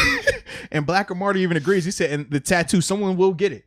Oh, wow. We've already talked about it. Somebody already autographed. They tattooed the autograph. Yeah, so your signature. All right. Watch. They're going to see the Arthur Experience with Deke podcast tattooed on somebody. Maybe, yeah. Maybe a full back tattoo on somebody. Benjamin Deke. If we're going for a Super Bowl this year, who knows, man? People's emotions are going to be off the charts. True. So anything could be possible on a Super Bowl run. All it needs to happen is once. Yeah, just once a Super Bowl run. Once we get the picture of it, it's over. But we got anything else on this topic? We want to transition? Denzel Elliott. Diamond Deke. Lord have mercy. So, yeah, man, we go to this next topic, man. Are you ready for this next topic? I think so. This is McGregor? No, this is not McGregor. I low-key thought it was McGregor because remember when I was telling you that story about us starting right at the beginning and how you dropped all that on me and then you left and was like, yo, what time is it? We starting on time? I mislabeled these things, so they're not in order. So fine. I actually don't know what this next topic is if we're being fully transparent. We're about to be surprised. So if y'all are ready, we're going to find out what this next topic is right now. Surprise! Oh, all right, we cornerbacks. We're good. Because I ain't know where we were going, bro. I'm just throwing it out there. Hey, this is perfect. Yeah. I got the list up. All right, let's get to it, man. If you want me to because rattle off the top 10. Last time we didn't have that. All right, so this is with ESPN. We've been rolling with the ESPN top 10 list from Jeremy Fowler. Okay, shout out to Jeremy. And you've talked about how it's coaches and executives and managers and whatnot. So maybe there's a little bit more weight to these top 10s. Yo, I just looked at that chat again. What happened? Thomas Riley, he says 9 months after the Steelers win the Super Bowl, it's going to be a bunch of Dekes and motors being born. Just popping out. So that's a little Deke Rouse, little motor right there. It's like, yo, you know that's how it happens, though, bro. You know that's how it happens. Damn. Like, yeah, man, that's Deke right there. Hey, you going to have big Deke energy when you get older. Hey, is that little motor? Motor. Mosi. I'm telling you what, I watch. I ain't mean to interrupt you. I couldn't. No, it's good. It's just, I guess it could happen every once in a while, man. I guess it could happen. It makes sense though, bro. I can see it. Now we really need them to get the Super Bowl this year, man. We need to have our legacy pieces born by somebody. Somebody gonna have a little Moats and little Deke, all right? Somebody doing that. All right. And it ain't our significant others either. Somebody gonna do it. All right. Oh, and Micah says he would name his first son Deke. Damn, man. The first one. I'm honored. The first one, too. You don't have to do that. Yeah. I think you're joking. Yeah. But if you're not, no, it's kind of dope. I'm not gonna lie. It's gospel. It's no jokes. It's all facts. So yes.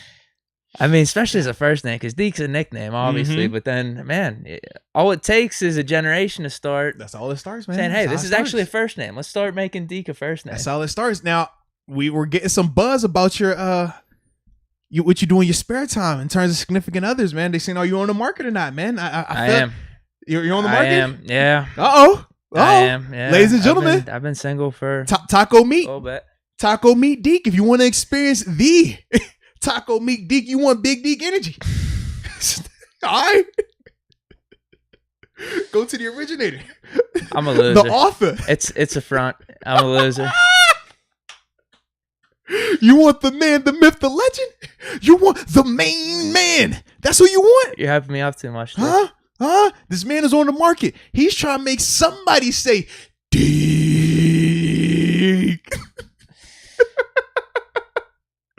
Hey, man, I'm still out there. Yes, Steven, we are going to have the Deke and Motor twins. That's the twins, Deke and Motors. Yep, that's how we're going to do it. Somebody going to have it. Now you might be able to go out here and repopulate yourself, you know?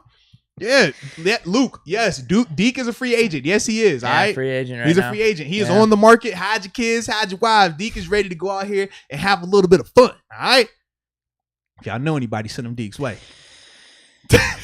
Bart, oh my God. I'm not even on the chat. I don't even know. Just talk about where people go get your, body tattooed. They gonna, get your face tattooed on people's body parts and stuff like that. This is pretty good though, man. But yes, ladies and gentlemen, Deke is on the market for anybody. All right, he's ready for whatever, whenever. He's the guy. All right, and Eric, no, he's not bashful. He's not blushing in here. No, man, Deke is a sex symbol. He is an icon. All right, he's kind of like Prince. You know, so we call Prince. That's what we call Deke. Because he is just a symbol. He is just a man. Like, this screams chick magnet. I already told the story before. My wife don't even open the door when Deke coming over. Oh, no. I tell wife, you got to go home. You go lock yourself in the room. Nobody can see Deke when Deke walking in looking like this, man. I got to, oh, God, I have enough. It's already hard enough in here sitting next to Deke, man. I ain't nothing. No, none of that. No, heck no. I'm saying, man. Well, yeah. You're hyping me up too much. I'm whatever ladies out there, I'm just gonna let them down. Mac Daddy, that's what they call him. Mac Daddy. I'm telling you, dude, I'm overrated. Don't get this image that I'm this good person. I'm this stud. I'm a loser. Deke is a stud muffin. No. Deke walks in and you just hear this come in the background. Oh. And we're like, is somebody got the music playing? Nah, it's just Deke. Oh. Like, yo, it's triple octaves and everything. Like, I'm telling you, I can't make this up, man. Deke walks in and it's like doves flying in the background. The light, it's like a light show. It's like it goes from like dark to just, and just freeze frame on Deke. And he just stands like this. Taco meat perfectly. You know, it's kind of like that Jerry Curl. It looks moist, but it's dry. You know what I mean? It's just like, yo, how does it look like that, Deke? Like, did you just spritz it before you walked over here? Nah, bro. Probably some of the Manscaped oils or something. Oh, shout out to Manscaped. Yeah. You're right, man. Because they do got them little thing. I know they got the reviver for the crop and for the balls to refresh them. Yeah. Just squirt them. But more importantly, promo code Moats 20% off. Never want to go without that, along with the free shipping, just while we're on the topic of them, boys. But that's how it is with Deke, man. Deke is an icon. So when Deke tells you he is single, when Deke says he is a free agent and he is on the market, I'm just saying, if you're a single person, don't miss on this opportunity. This comes rare. This is few and far in between. Okay? Deke is a big relationship guy. All right? He wants he wants commitment. He's a big relationship guy. But only on his moment though, when he's ready for it, all right? But you got to unlock the key for that, all right? Can you unlock that key? Can you unlock the Deke? That's the real question. Can you? You know, you good though? I just don't know if I'm not gonna count anything out. Donald even says I just don't know if I'm in the best spot for a relationship like that right now. See, I think you are, because Donald says Deke rolls backwoods. And women love backwoods. That's what he said. I don't know about that. That's what Donald said it, so it's gospel, bro. You know that. Come on, man. Yeah. I don't know about that. Come on, bro. Just saying, bro. Well, yeah, I guess which ones are we talking about here? I don't know either, but either way. That's the thing. Which ones? Yeah, because just tobacco ones, I don't think females are the biggest fans of those. But ones with Aiden even agreed. Aiden said they do love backwoods. He even agreed. Yeah, ones with some kush in them, you know. Yeah, man. They like those, yeah. Right, who doesn't? Yeah. You said what is kush? What is that stuff you just referred to? I don't know what that is. I haven't researched that just yet. What are you speaking of here? Just some slang out here. Oh, okay. I do see. Even Mason says it. Women love backwoods. It's a fact. This is crazy, man. This is crazy. But yeah, though, Deke. He's out here for the people, all right? So y'all gonna have to earn that from Deke, all right? Deke ain't just throwing that anywhere, all right? You're gonna have to earn Deke's love, okay? Sure, yeah. So yeah, but you ready to talk this? Because we were supposed to talk these tight ends, jeez. These cornerbacks. Jeez, as I read this, tickets to Mars, they love space. Jeez. Yeah. Definitely gas in the backwoods. Lord have mercy. All right. So let's go, Deke. Let's go, Big Deke. Come on, man. I know you got the energy for the people, man. I know you're gonna get the people what they want right here. It's time to talk this cornerback list, top 10s. Let's get it. Well, Trina still diva. I remember when I said tight ends. She's talking about some tight ends. Why y'all doing this? Come on, man. Come on. We family friendly, all right? We keeping it. We're back on, all right? We are going back to these cornerbacks, not tight ends, not backwards. We talking about, what are we talking about again? Single Deke. Nah, I'm playing. I'm just low key right now. I'm low key right now. Yeah. I know you've talked me up a little bit. I haven't talked you up. I just your reputation precedes you. You feel me? You're a guy. Oh, you think it's me? You think it's secretly me? Yeah, man. You're just one of those people that is just like when he steps out, like we know who he is. Right. Like his name ring bells. Like we've been out and I've seen the people go to you and just go crazy. I've seen people say, yo, man, we traveled from out of state just to meet you. That's what I've seen, bro. I've witnessed that. I've held the camera before to take the picture. That's all I'm saying. I've seen it in person. I synced it. All right? I synced it. I did. So that's all I'm saying, man. Yeah, bro. You a Mac Daddy, man. I don't care what no one say. Yeah, I am on the market though. I am on the market. I don't even remember who brought this question up about Deke. I don't know. I know it. I'm glad this sparked this conversation. Definitely though. Lit your eyes up. I know you wanted to be talking about this. I know you're taking extreme joy in talking about this. Because I just love Deke being the Mac Daddy. Because you a Mac Daddy, bro. I'm trying to think every time I'm with you, man. Like you a Mac, bro. Your energy is just different, man. Like you don't even prompt it though. That's the thing. Like you're just innocent with it. You just walk around and it's just like, oh my God, who is this young man with his glasses and this big beard and this 7 tattoo on his back? Well, you know what? Oh my God, I can't help. You know what? I'm actually thinking in terms of attracting females. I'm thinking I might get rid of the glasses. Maybe I might get some contact. Go in contact? I might, because that's been the look for my whole life, and I kind of miss it. Okay. Now I can only see with glasses. It's a damn shame. One, shout out to eye people that have figured out the science behind glasses. Like I would literally be blind. Like if I was born 200 years ago, it's actually crazy the things we take for granted. But I think I want contacts. I'm thinking about it. I think I need to get a new look there without the glasses, maybe. So Deke Shiesty, as Micah Hemp wants to call you now, Deke Shiesty. Damn.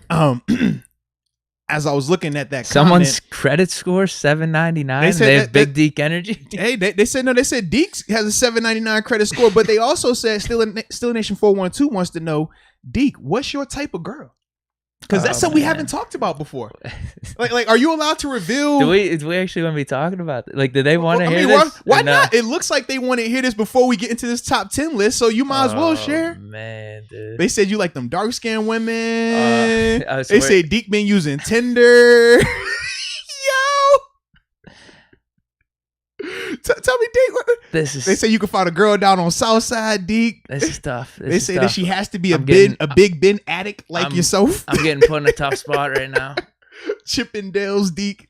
They also said LASIK your eyes. It says the best decision ever. That's what Christian said though. When this thing blows up, I mean. Oh, we getting there. We could do a whole sponsorship with LASIK maybe. Absolutely, man. As long as it doesn't jack up my eyes, because when I'm out in the light, I do have some nice eyes. I've heard nice blue eyes. That's what they said. Nice blue eyes. I hope the LASIK that wouldn't jack that up. You know what I mean? You're getting a laser in your eye like that. Oh my God. They said, all right. So Aiden thinks that you're going with the Amish women. Elijah says Deke likes them chicks with the wagons. Oh man, what is this wagon that he's referring to? But yeah, they saying you like the sisters, man. Then they said Deke, every chick come with problems, bro. Interview well. Shout out to James for their advice. Hey yo. And now Trina's still diva. She says if you are into cougars, she knows a few. Shout out to Trina Still Diva for that. She says she knows some cougars if that's your pathway. All right. CB_HU23 says Deke is an equal opportunity employer. I like that right there. Shout out to Deke. So Deke, let's get to this thing, man. What does Deke like in a woman? Does age matter? I heard Aaliyah once say that age isn't nothing but a number. This is just tough right now. You put me on the spot because this is tough. We're keeping it a secret for him today. We can keep it a secret. It's up to you. Because they thirsty for it, but we won't have to. That's what I mean. Like I could actually be semi-serious about this. You low key could, man. They said Deke is Lana Rhoades' baby daddy. Don't lie. Now you remember. Now this is the young lady that they were saying was Kevin Durant's baby mom, right? And then she has like the mystery pregnancies. She's a big time influencer. So because no one knows, they throwing it on you now, Deke. They saying it's you. Is that you? Are you the pappy? Wait, are you the father of that dead baby? You the pappy? No. You speechless, D. She's a porn star now. I don't know. I don't follow her, bro. That's what I mean. I don't know. I don't know her like that. I don't even know how to pronounce her name. If it's Lana or Elena, I don't really know yet. I just know she keeps popping up because the whole her and KD thing. They keep trying to link her. KD. They're trying to link her, and I think it was Portnoy. He might have had this Isn't she? Yeah, I was gonna say, hasn't she been with other type of celebrities? but they he had this full thing where he pinpoints it to them too. It's crazy how he talked about it. Oh, Portnoy came up with this. Yeah, it's like this big thing. I want to say it was him, but they had this big thing. It was like, oh, all right, and it was like it made headlines. But that's who they're referring to. But is that your baby? Just in case. I mean, we don't know who it is, but is it? Can you just take yourself out of it at least? Yes, I'm out of that run. Okay, yes. That's good to know. That's good to know because a lot of people were saying that it was your baby. Are they legitimately concerned? They dead for real thought it was your baby, bro. Yeah, they were. Now Trina, she gave you some love. She said, "Maury says you are not the father of the baby." I don't know if you remember. You remember the show Maury?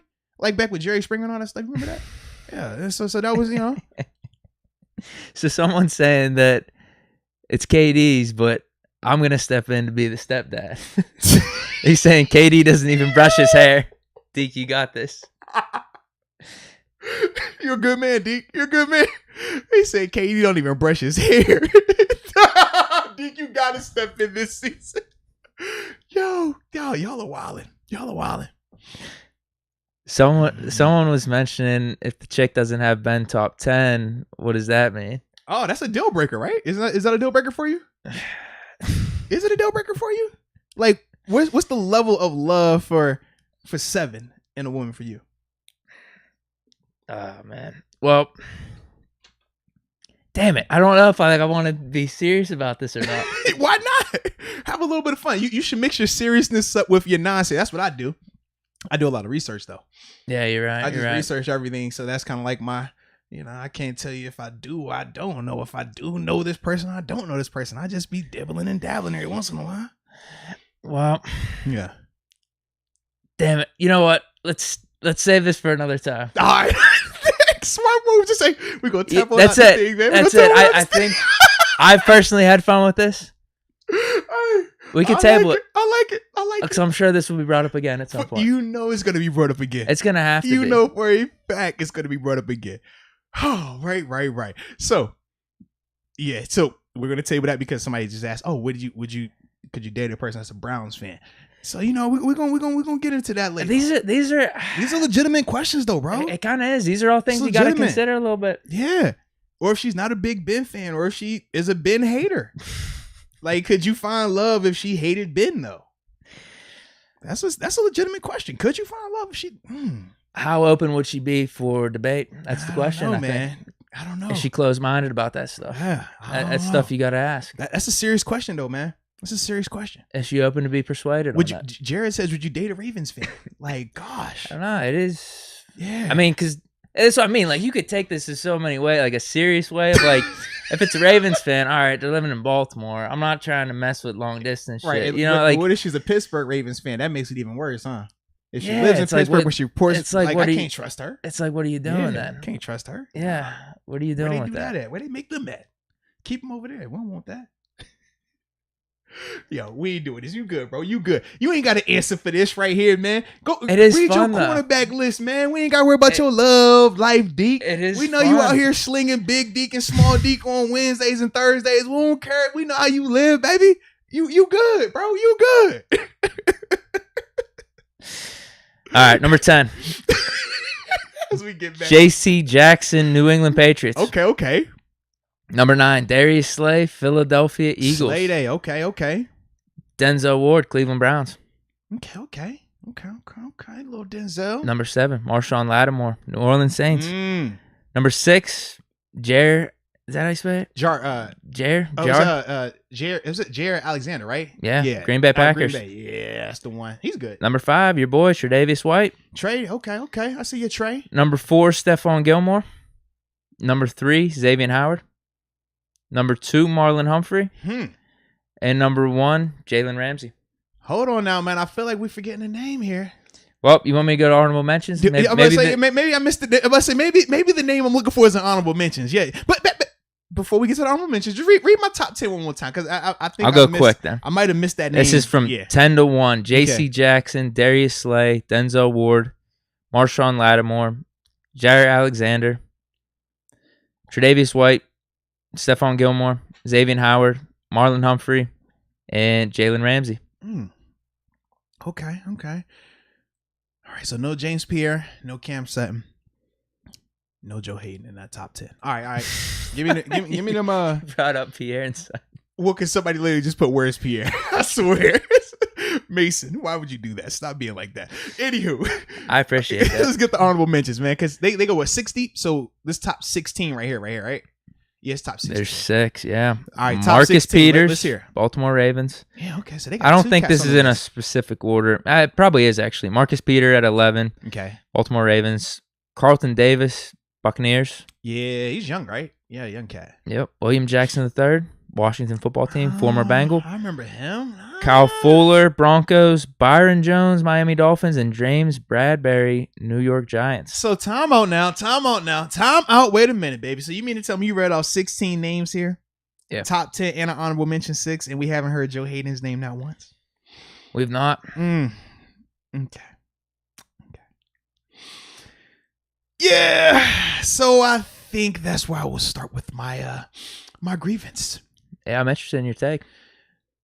In terms of Joe in the top 10, you could make a case that he could be the 10th guy, right? Yeah. J.C. Jackson, you can make the case that he could be in that him up, conversation. maybe. I'd bump J.C. up after last year. I mean, I agree, but I'm just saying based on with Joe Haden, right? Body of work, short term as well as last year. Last year he played a lot better than he did that previous season.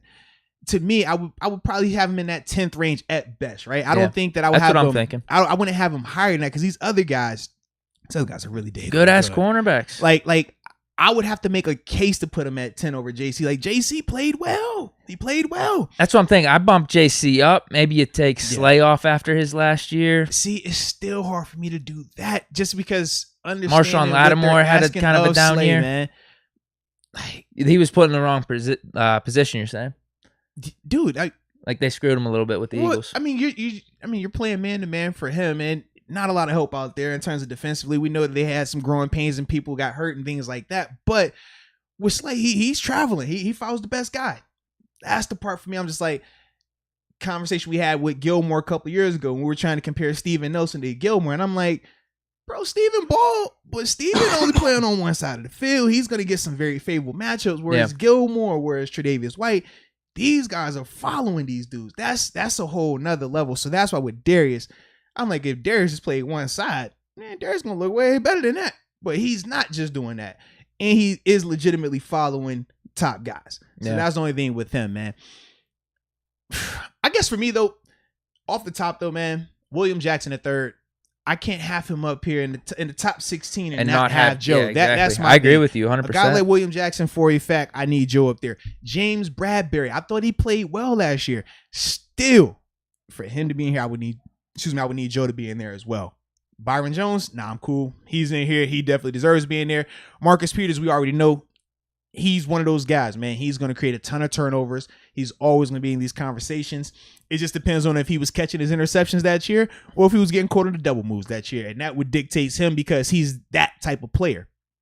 Carlton Davis, young guy, but he did what he needed to do. And obviously, we know when you're coming off of a Super Bowl, you always get that extra boost. Yeah, exactly. When it comes around, you always get that extra boost. If Jameis was their quarterback, exactly, they're 7-9. Yeah. I don't think he's on this list. But because they just came off the Super Bowl and because a lot of people are having them predicted as being able to go back, right? Mm-hmm. He's going to get that type of love right there. So I can understand that. But as a whole, though, there's no way you have William Jackson III and James Bradbury up here and not have a Joe Haden up here. I think that's my thing right there. I was thinking the same thing. I think their top 10 list and the cornerbacks that are even in this top 16, like these are pretty damn good guys, but to have a few of them in the honorable mentions and to not have Joe Haden, a little disappointing there. I definitely think Joe Haden didn't fall off that much to where I think one ranking actually had him in the top 3 heading into this season. Well, I forget who it was. Bro, if you look at Joe's, but a lot of people had him in the top 10 last year. If you look at Joe just statistically, numbers wise, he averages out top 5 in like everything, whether it's passes completed against him, the targets, touchdowns, yards allowed. Like he's a top 10 corner statistically. in all of those categories. In the NFL, like every once in a while, they'll put out their new thing of, hey man, these corners in this list. Joe was always up there. I did see that every single time he's up there, bro. Because on the next gen stats, yes, through NFL.com, that's what it is. Yep. Heading into this year, they had him at number 10. There was another. I don't know if it was PFF. It might be a new little like straggly site popping up with a PF, and it was like PFN, I think. Gotcha. Not PFF. It might be a spinoff. But they had Haden, I think it's 16, 17. So actually it kind of mirrored this list. But the one that you're talking about, I did see they still had him in the top 10. I think it was just those raw, like next-gen stats. Anytime they do like next-gen stats, his numbers are always up at the top. Like, it's a weird thing with Joe where statistically he really hasn't fallen off. But we obviously know he is getting older. And with some of those other guys on the list, they're younger. They're obviously more in their prime and they do more of the traveling. But with Joe, it's just that dynamic is always interesting how statistically he's always going to be with these top guys. But I don't think that we view him as, all right, you'll have to match up and travel with any receiver that's out there at this stage. We still think he's going to get it done at a high level. But we do acknowledge that he is getting older now and it's starting to slow down a little bit. But with Joe, man, he's still, like I said, it's hard to have a list of 16 cornerbacks and him not be one of the best 16 corners. And when I think of William Jackson, when I think of James Bradbury, as well as those guys played, because we're not saying that they played bad by any stretch of the imagination. But when we think about how well Joe played, and I'm thinking of Joe, I'm like, dude, Joe, not only were you playing well, but when the defense started to get hurt around you, you still were playing at a high level. You still were making sure that you were doing what you were supposed to do. That to me is why I feel like he has to be in there somewhere. What's interesting to me too, I know he was hurt last year. I wonder if it is just maybe like older cornerbacks you start to write off. You notice like Richard Sherman's not in here. But like I said, he was hurt last year. But the year before that, I mean, really good. The one that they went to the Super Bowl, I don't know if he made an All-Pro, but I know he definitely made a Pro Bowl. He had a really good season there. And I think last year was just more due to injury. To say like William Jackson III over Richard Sherman, I don't know about that. That's my thing. And Trina Still Diva brings up a great point here. Joe Haden definitely still does lift weights. All right. And he got that fresh leg test. So, he definitely going to be ready to go. But for a fact, what's the deal with weights? Were people like ripping on him? No. So, I don't know if you saw, he had the mic'd up against Denver. And after every play, he would holler, I lift weights, and he would flex, right? And then at the end of it, the wide receiver takes him on a route, and it's actually a run play. So he stops at the end and blocks him, sits him down, knocks him down. And Joe's like, I lift weights, I lift. After every clip, when he gets knocked down, he's like, dang. You know what I mean? Because he gets knocked down. Yeah. But it was funny as heck. You watch it, like you pull it up on Twitter and just type in like Joe Haden lift weights or Joe Haden I lift weights. It'll pop up. Okay. And literally, he's like, yo, I lift weights. Oh, I lift weights. After every single play, he's like flexing all type of stuff, looking at the sideline. And when he gets hit, he hits his butt. He looks around. Dang. He's like, yep, that's my man Joe. But that's Joe energy though, man. Some of the things I was reading about older cornerbacks, I mean, Darrelle Revis, whenever he hit 31, 32, started to fall off. Like, this is like that age range where either you start converting to a safety to prolong your career, or maybe you're retiring in like a year or two. Well, do you see any of this happening potentially with Joe Haden? He's in the last year of his contract. Yeah, Joe, I can see retirement more than anything, but he's still having too much fun, bro. Like, Joe was one of them dudes, like, he's a kid, like, not goofy kid, but just like a young spirit, like mature, super mature. But when you're around him, you just feel vibrant. Like, he's a guy that's just happy with life. Like, that's why you just love to be around a guy. Like, he's a ton of fun, man. He gonna joke with you, gonna play. Like, he still is a young spirit. So I don't see him retiring. I also don't think he would switch to safety. The thing that I also realized though with some of these older corners that tend to struggle later on is because coordinators still try to utilize them as if they were still those guys. And what does that mean, right?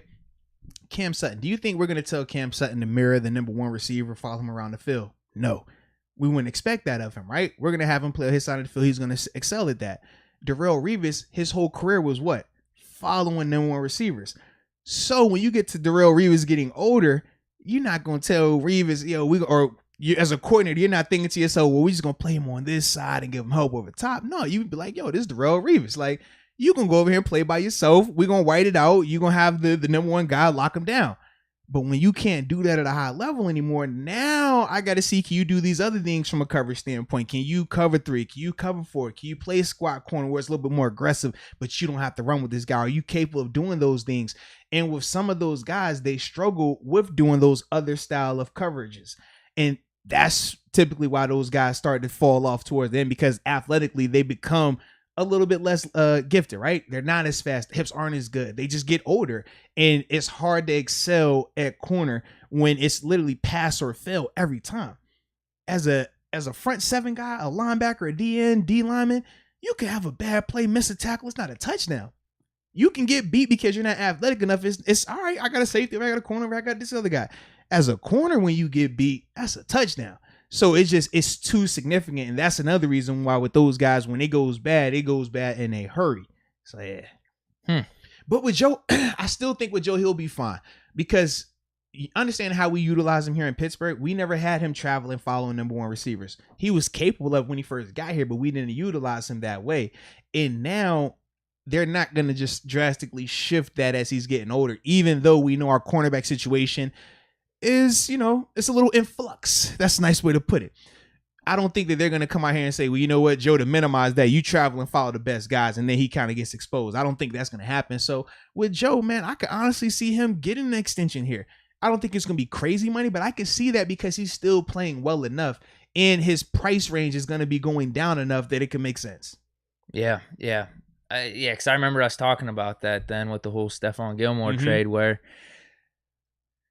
if we trade for Gilmore, we'd have to sign him for like, who knows, 17, 18 million, or even if we traded for Xavier Howard. Facts. Would it just be better if we wait the season out with Joe Haden, and then maybe he could sign a 1-year deal next year? And what range is that? I don't know. Is it maybe 5 or 6 where he'd be willing to sign? Yeah.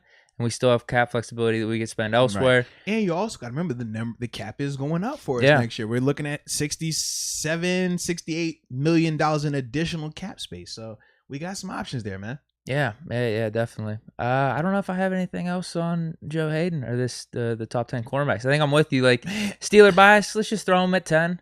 But yeah, if you had him in the honorable mentions, at least I'm not too concerned. Now, how'd you feel about the top of the list, though, man? Jalen Ramsey over Marlon Humphrey, Xavier Howard, Gilmore. I know for me, man, I would probably have put Xavier Howard. I know he's coming off the crazy hot year, double-digit interceptions.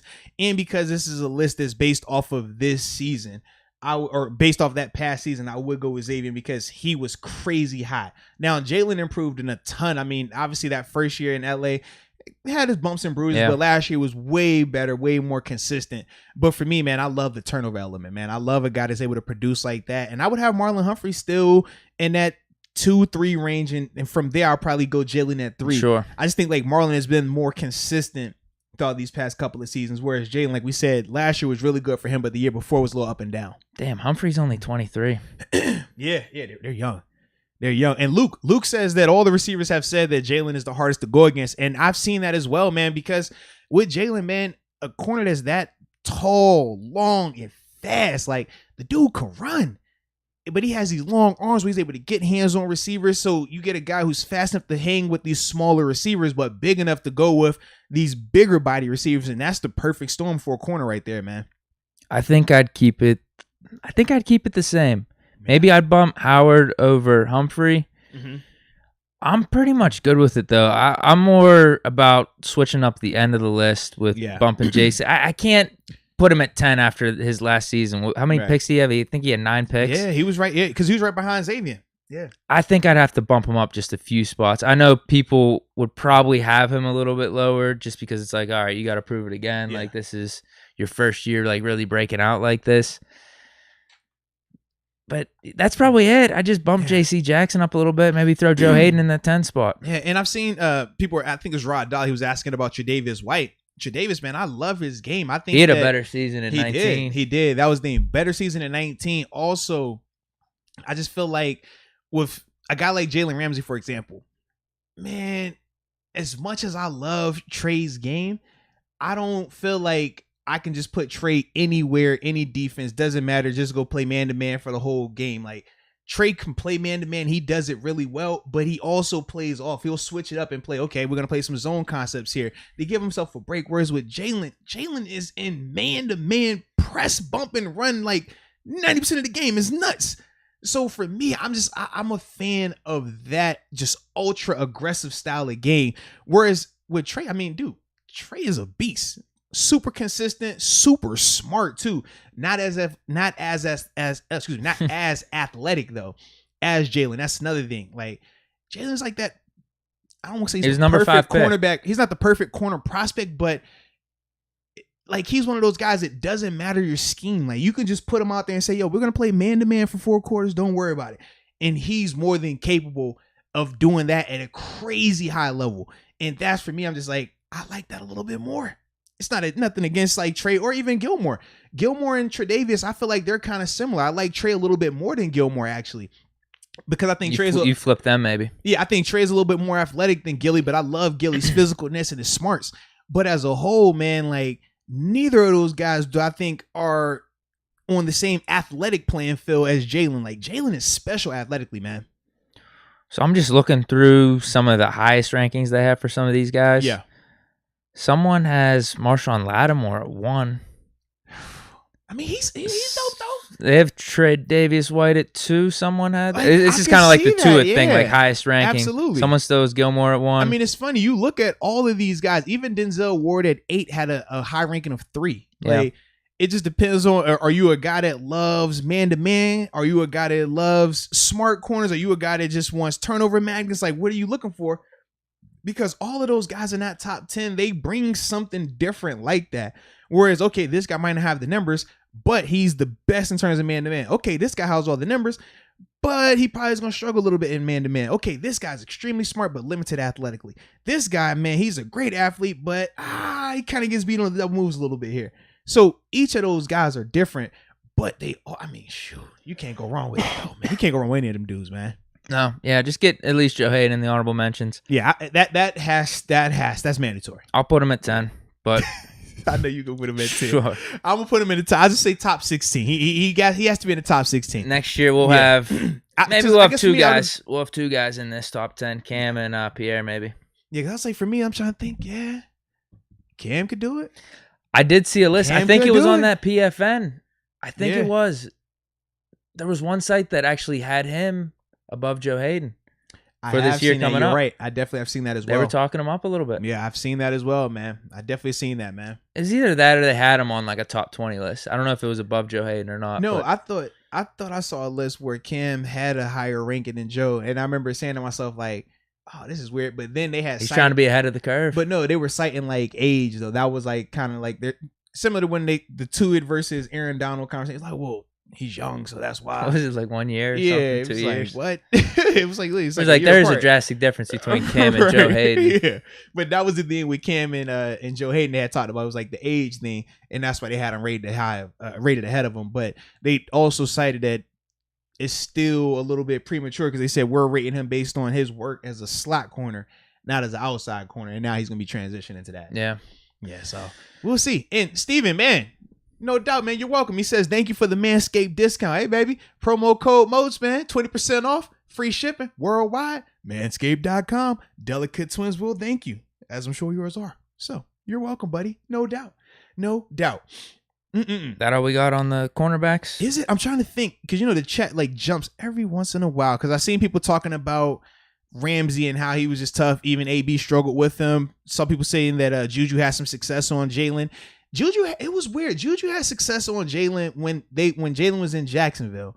But then when Jalen was with the Rams and we played him, that was the game with Mason and the snap. Juju was like nowhere to be found in that game. And that was one where I legit watched Jalen Ramsey follow Juju around. Whereas in that Jacksonville game, Jalen would bounce around a little bit. He would have some AB, he had some Juju. I remember Juju had the one, like, it was the crazy tough, like, combat catch on him.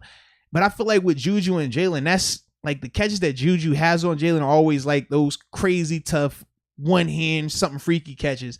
But yeah, I even remember, man. He's not creating separation. Yeah, not at all. Not on Jalen. Nah. I mean, AB struggled to create separation on that dude, bro. Like, Jalen's a beast, man.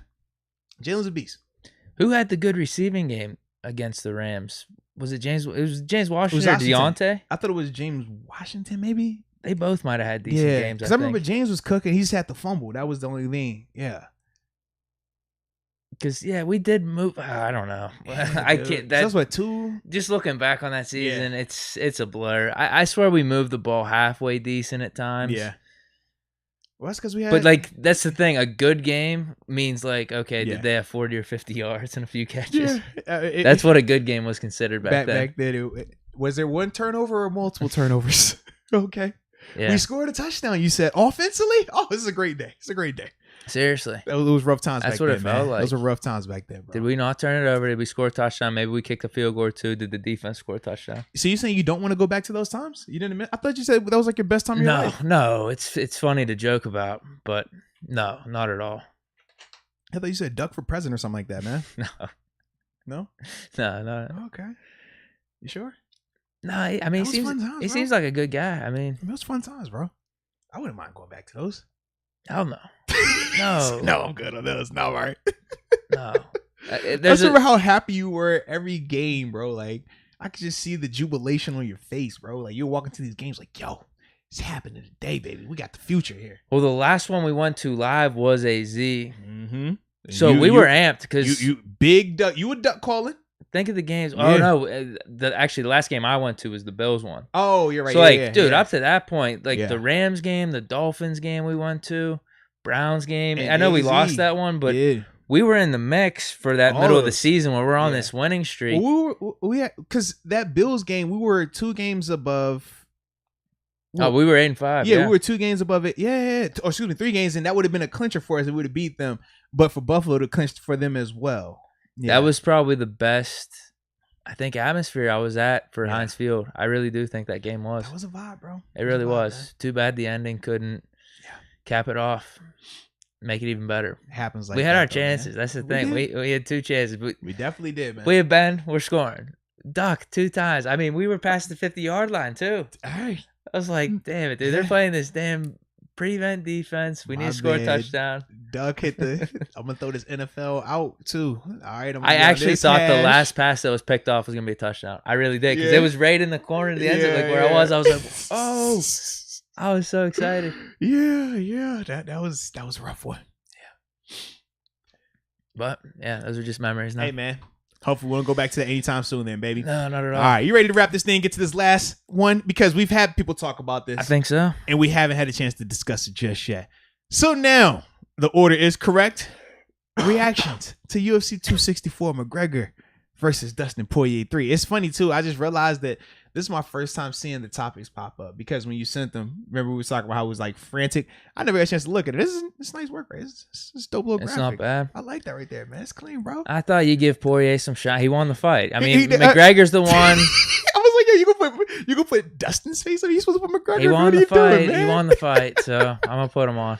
Yeah. I guess we could put Dustin on. Jeez. No, man. Shout out to that, though. Did you get a chance to tune in for it, man? I know you said you were on the road and stuff. I didn't see it live. I checked it out this morning, though. Okay. And from what I saw, Conor was really going at him with the kicks. Yeah. Early on. Like, he was really going at him. And then Dustin gave him some of the kicks, too. Yeah. But I think overall, Dustin was winning the first round. Like, I thought he was able to get more nice shots on him. Yeah. And then when did the break happen? Because I remember you talking about it in your video. So it's 2 things. All right. Was it right before? Because he tried to kick before that. No. So the break that this is the story with it, right? And that's why I said in the video, it depends on who you want to believe and stuff. Dustin said he checked one of the first kicks that it was early on. So it was like right at the beginning, and the kick it's not even the part that breaks. You see like Conor's foot hitting on Dustin's knee. And it looked just subtle, but Dustin definitely points to his leg, like to his foot. Conor doesn't react. Conor still goes on, throws kicks, punches, does everything he does. At the end of the round, though, last like 10 seconds, Conor stands up. They both are advancing. They throw a punch. Everything is fine. Conor steps back, and you know how you can roll your ankle. Like, say you just misstep, like when you're shooting, your foot rolls over. It did that, but when it rolled, instead of it just rolling and stopping, you saw it. It just snapped. Like the Dak Prescott. And that was the part that was crazy. I'm like, bro, what? In fact, yes, Richard, Conor's leg was as tender as Moats' ribs. Absolutely, that was definitely the case, man. They were extra juicy. But yeah, that to me was crazy. So, did it crack it could have been like a small crack maybe on the kick at the beginning, and then just the accumulation, the pressure and the torque of a punch missing, roll your ankle, it snaps that way. Or it could have just been a freak fluke thing where he just stepped back, perfect timing, torque, snaps. Like, we've seen it happen multiple ways. So I say it really just depends. My biggest thing was just for the people that were just so bit that the fight was over. Like, oh, even if Conor doesn't get hurt because Dustin dominated that first round, the fight was going to be over. It would have got stopped in the second round. It's not accurate.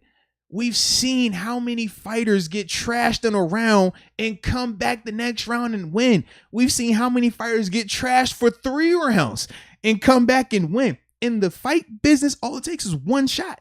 And it wasn't like Conor wasn't landing. Now, I don't think Conor would have went on and done anything crazy, but to just 100%, to guarantee it. Just guarantee it, that to me was the part where I'm just like, not an MMA, because it didn't man. really look like Poirier hurt him like that. Mm-hmm.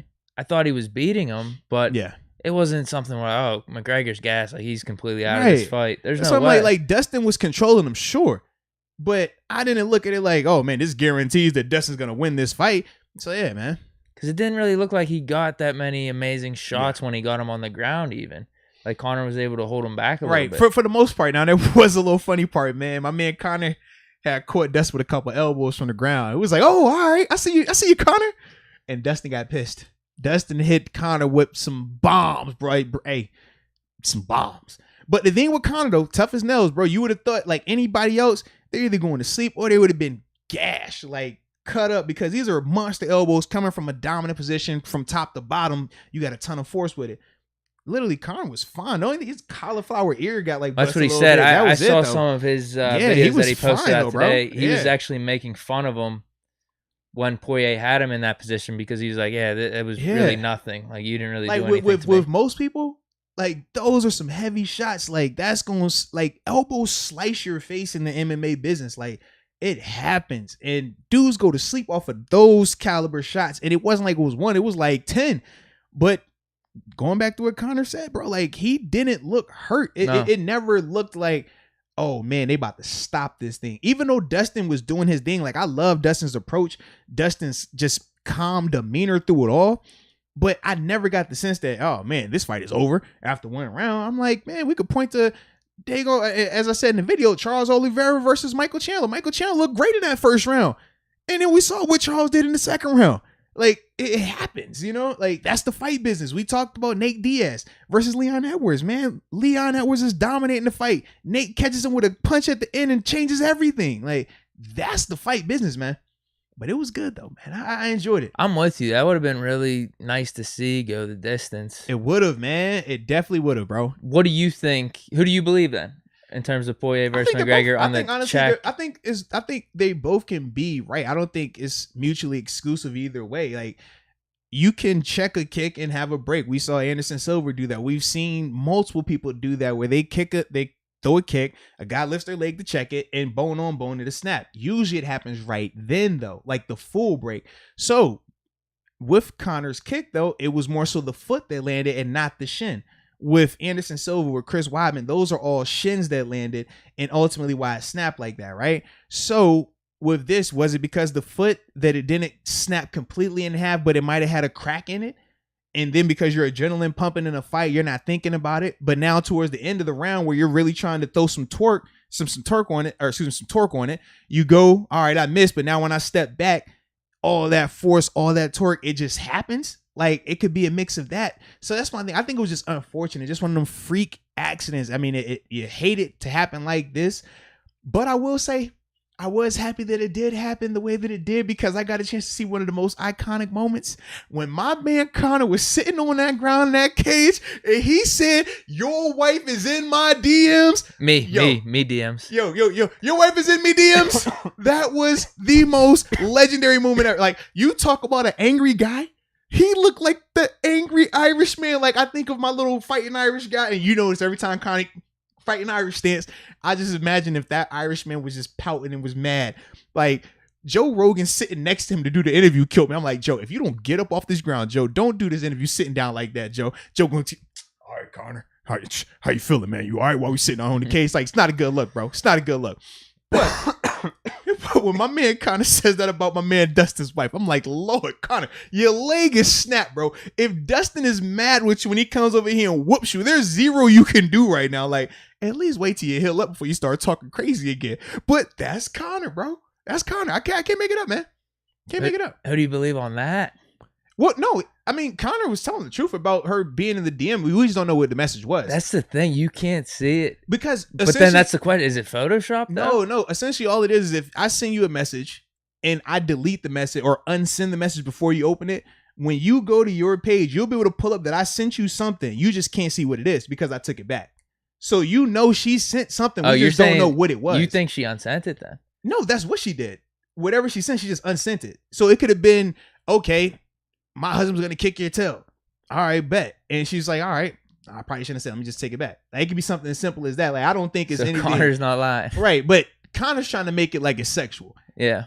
None of us think that Dustin's wife, let's be real, if Dustin's wife wanted to leave Dustin, she could have left this man a long time ago.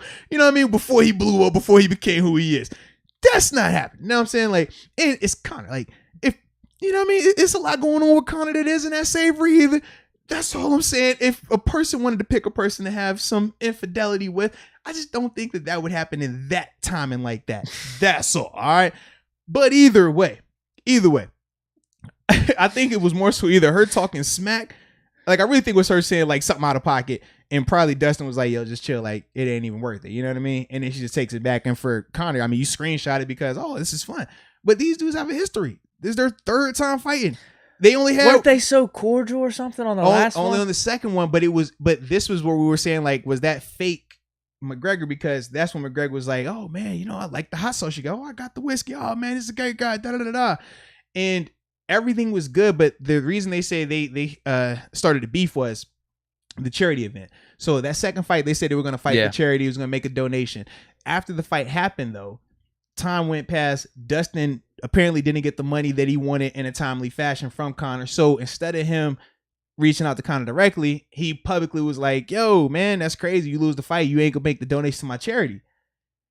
Conor takes offense to that because essentially Conor took it as like, yo, you trying to come at me like I'm not going to be a man of my word. I'm not going to pay up. I'm not going to do this one. Sometimes you have a friend, and it's usually me that doesn't pay in a timely fashion. But they always pay. So maybe that's how McGregor is. So that was the reason why Conor, well, at least from Conor's perspective, that's what he says the reason why this go around he was so angry. But to me, that still doesn't give you the right to go at the man's family and his wife and talking he wish he was going to die. And that was ultimately why Dustin at the end of the fight said what he said. He was still pissed because he's like, bro, where I'm from, we don't joke about death. Like Conor said in the weigh-ins, Conor said at the live show, yo, you're leaving here dead. Like, I'm going to kill you in this ring. Like, not I'm going to beat you up. Like, you're leaving out of here in a body bag on a stretcher. Like, you're done. Like, you're going to die. I'm going to kill this man. And Dustin's like, bro, you don't play like that. And then obviously you throw in Conor talking about his wife as well. Now you see why Dustin was so hot as he was. Now, I will say with Dustin, he did handle it well. As pissed off as he was, even though, you know, he'll probably look back and say, I probably shouldn't have went that far with it. He didn't go the Khabib route. We saw when Khabib got pissed off with him, Khabib jumping over fences, his homies jumping in the stage. Like, it was all type of nonsense going on. So it didn't get to that point. But either way, the stage is set. They're going to fight a fourth time, man. Yeah, that's a certainty. It's going to happen a fourth. Yeah, Dana already said it. He said he said you can't end the trilogy like this. The fourth fight is going to happen, and it's going to happen for the belt. Watch. Because Dustin matches up well with Charles Oliveira, man. When's that happen? Like, what's the timeline here? So, put it like this. Dustin should have the belt by, it's July right now? So, you're predicting a win from him? Yeah, but he'll probably fight Charles in December, January at the beginning. Okay. Then after that, I probably think they put Dustin on the show for another 6 months after that. And so that gives Conor enough time, not just this time, but fall, winter time of next year is when you probably get Dustin and Conor in there again. I could just see either like one of them fight someone else before that. No, this is the thing. Conor has to recover. Conor, like, man, realistically. That's what I mean. Does he get a one-off fight, you think, in there? No. The reason why I don't think this, the only way I can see them having Conor fight someone is if Dustin beats Charles and he's like, yo, I don't want to wait. I want to get another fight in here real quick. Then you can see Dustin fight, but you'll see Conor fight, but he won't fight any like legitimate contender. It'd be a gimme fight, a fight that you know he's going to win. It's going to get the hype train going back up. Just, oh, he's back out here. Cool. And then he's going to have that fourth fight with Dustin as long as Dustin wins. Like they already have that thing set up. You can already see how it's working because Dana knows that Conor sells. Like even though Conor isn't deserving of it, and we said that the other episode, he's not deserving of it. What's he 0-4 or 1-4 or something? Like he's not deserving. But the thing is, he draws so much. Everybody tunes in when he fights. So even though we know that, okay, he might be declining a little bit. All right, he's not as dynamic. Okay, cool. You're still going to tune in. You either tune in because you love him or you tune in because you hate him. It's the Mayweather effect, though. So he's always going to move that needle. So Dana is going to make sure that he's going to get that fight for that belt again because that's just too much money involved with that. What's been the biggest discrepancy? Do you know this off the top of your head between dude that has the belt and someone going for the belt? Because where would Conor be ranked at that point? Would he even be in the top 10? Probably wouldn't, but who controls the rankings? Come on, man. You think that the UFC powerhouse that Dana knows needs to have this belt fight happen? You really think they might still be around 6 or something? Exactly. Okay. Now you're catching on. now you're catching on to what's going on Maybe here. Just keep him at 5. Listen, this is how people have referred to him. No exaggeration. I just saw John Doe put it in here as well, but I've already seen this. They're calling him the Adrian Broner of UFC right now. Adrian Broner. You know who Adrian Broner is? I don't. So Floyd Mayweather, right? You remember Floyd? Most dominant boxer, right? All this other stuff. So Adrian Broner was supposed to be the next Floyd Mayweather. He would do the exact same things. He's going to talk crazy, super flashy jewelry, kick tail. I mean, he boxed with the best of them. Multiple division champion. Looked great. Ran into, I want to say it was Maidana. Ran into Maidana. Maidana whoops him, works him. It's bad. Gets beat. And ever since then, my man just one fight after another. Lost. Draw. Oh, this is a good thing. It's a draw. Hype. Then he starts getting beat. And before you know it, it becomes like, yo, you're just a character. You're not even a fighter anymore. So you'll like watch this dude, and even on social media, like he goes nuts trying to sell stuff, trying to sell fights. And you're just like, bro, I'm not tuning in because you don't fight well anymore. Like you're not going to perform. You're going to get in here. You're going to throw 3 punches this round, look flashy, talk junk. And then at the end of the fight, say something outlandish. And that's what people are starting to feel about Conor. Like the pure MMA fans, that's kind of how they view Conor because Conor isn't winning anything of substance versus these top tier guys. Now, Conor can still beat people up. But when you're talking about the best of the best, like Dustin Poirier was the #1 contender. Charles Oliveira is the champ. Like these are the guys that Conor's beating. We're not asking Conor to beat the 10th ranked guy or the 8th ranked guy or the not ranked guy. No, we're talking about can Conor beat the top tier guys. And right now, it hasn't been looking like that. I'm just saying. Well, we had man. We had the one comment early on. The next Ronda Rousey, but we talked about this actually last podcast. I don't feel like he's the next Ronda because he would just have to retire then, right? And come back and look like scared to fight and go for the whole like pitiful like puppy dog thing. Whereas like Conor went Scarface on him, say goodnight to the bad guy. Like it's the last time you see a bad guy do it like me. You need a person like me so you can point your fingers at him. You seen Scarface before, right? Oh God! No. All right, so you don't. There's a lot of classics I have not seen. Okay, all right. It's all good, but. So when Conor posted his picture on the stretch and he's like, you need people like me, that's a reference from Scarface when I may have seen the ending. Isn't that when he gets lit up and then no, that's not that either though. What one is it? With Pacino? That part where he gets shot up at the end, that's Say Hello to My Little Friend. Yeah, what's that one from? So that's Scarface as well. Okay. Yeah, I've seen that. All that's from that same movie. Yeah. It's like a 3-hour movie. It's an awesome movie though. But I haven't seen the movie. Yeah, but literally, it's a part in there where, he's at this club where he's been running things but he's hammered, drunk, coked out of his mind, and he's stumbling out of there, and the people are looking at him, and they're all like, black tie tuxedos, and he's getting up. What are you looking at? You need people like me. You need people like me so you can point your fingers and say, that's the bad guy. That's the bad guy. So does that make you good? Huh? And he's like cursing these people out. He's like, well, you know what? Say goodnight to the bad guy. And he has like this thick Cuban accent. Like, it is a dope scene. Like, it's a movie that you need to check out. That's a good line, though, bro. Yeah, but he has a ton of those type of things. But that's what Conor ultimately tried to channel with that. And I was like, I can see that, Conor. Okay, I like where you're going there. But as a whole, though, baby, Conor got to get a dub under his belt, man. He got to get a dub under his belt. I mean, that's what it is right now because otherwise you're all talk. Now, I've seen people say would they like to see him fight Jorge Masvidal, right? That's Street G's. That's the guy that fought Nate Diaz. He has the long hair. I know you're talking about. Yeah, knocked out by Kamaru Usman his last fight. So he was excited to fight as well. He's fallen off a little bit, but he sells a little bit. Yeah, he sells, especially in Florida. He's so big in Florida because that's where he's from. Like, he started out with the Kimbo Slice, like backyard boxing and stuff like that. So he's a big draw. Would that be too risky for Conor? Like, he could lose that. I mean, he could lose versus him. I don't think it's risky. I think it fits him stylistically because Jorge's going to stand up and just punch. Conor wants to stand up and punch and kick. Conor doesn't want to go to the ground. So a guy like Jorge Masvidal, he works all perfect. Only thing is, Jorge got power to knock him out. Conor typically has a great chin, though. So that will be the dynamic there. But Conor would be able to hit him a lot. That's why I say it would benefit Conor, but it's still risky for Conor because Jorge, for a fact, can knock Conor out. Like, Jorge has that type of power. He could punch like that, man. How many more fights are you giving him a chance? For Conor? What do you mean? Like you said with Broner. Mm-hmm. Before you just say, hey, you're all talk. Like, it's just over. So this was the thing. With Broner, it started to shift when we started to see him not necessarily fighting other champions, but they were still, like, working him. With Conor, the reason why you give him the benefit of the doubt, you say, okay, you lost to one of the all-time greatest and could be Nurmagomedov. All right, cool. You lost to Dustin Poirier, who's on like a 8-fight winning streak right now.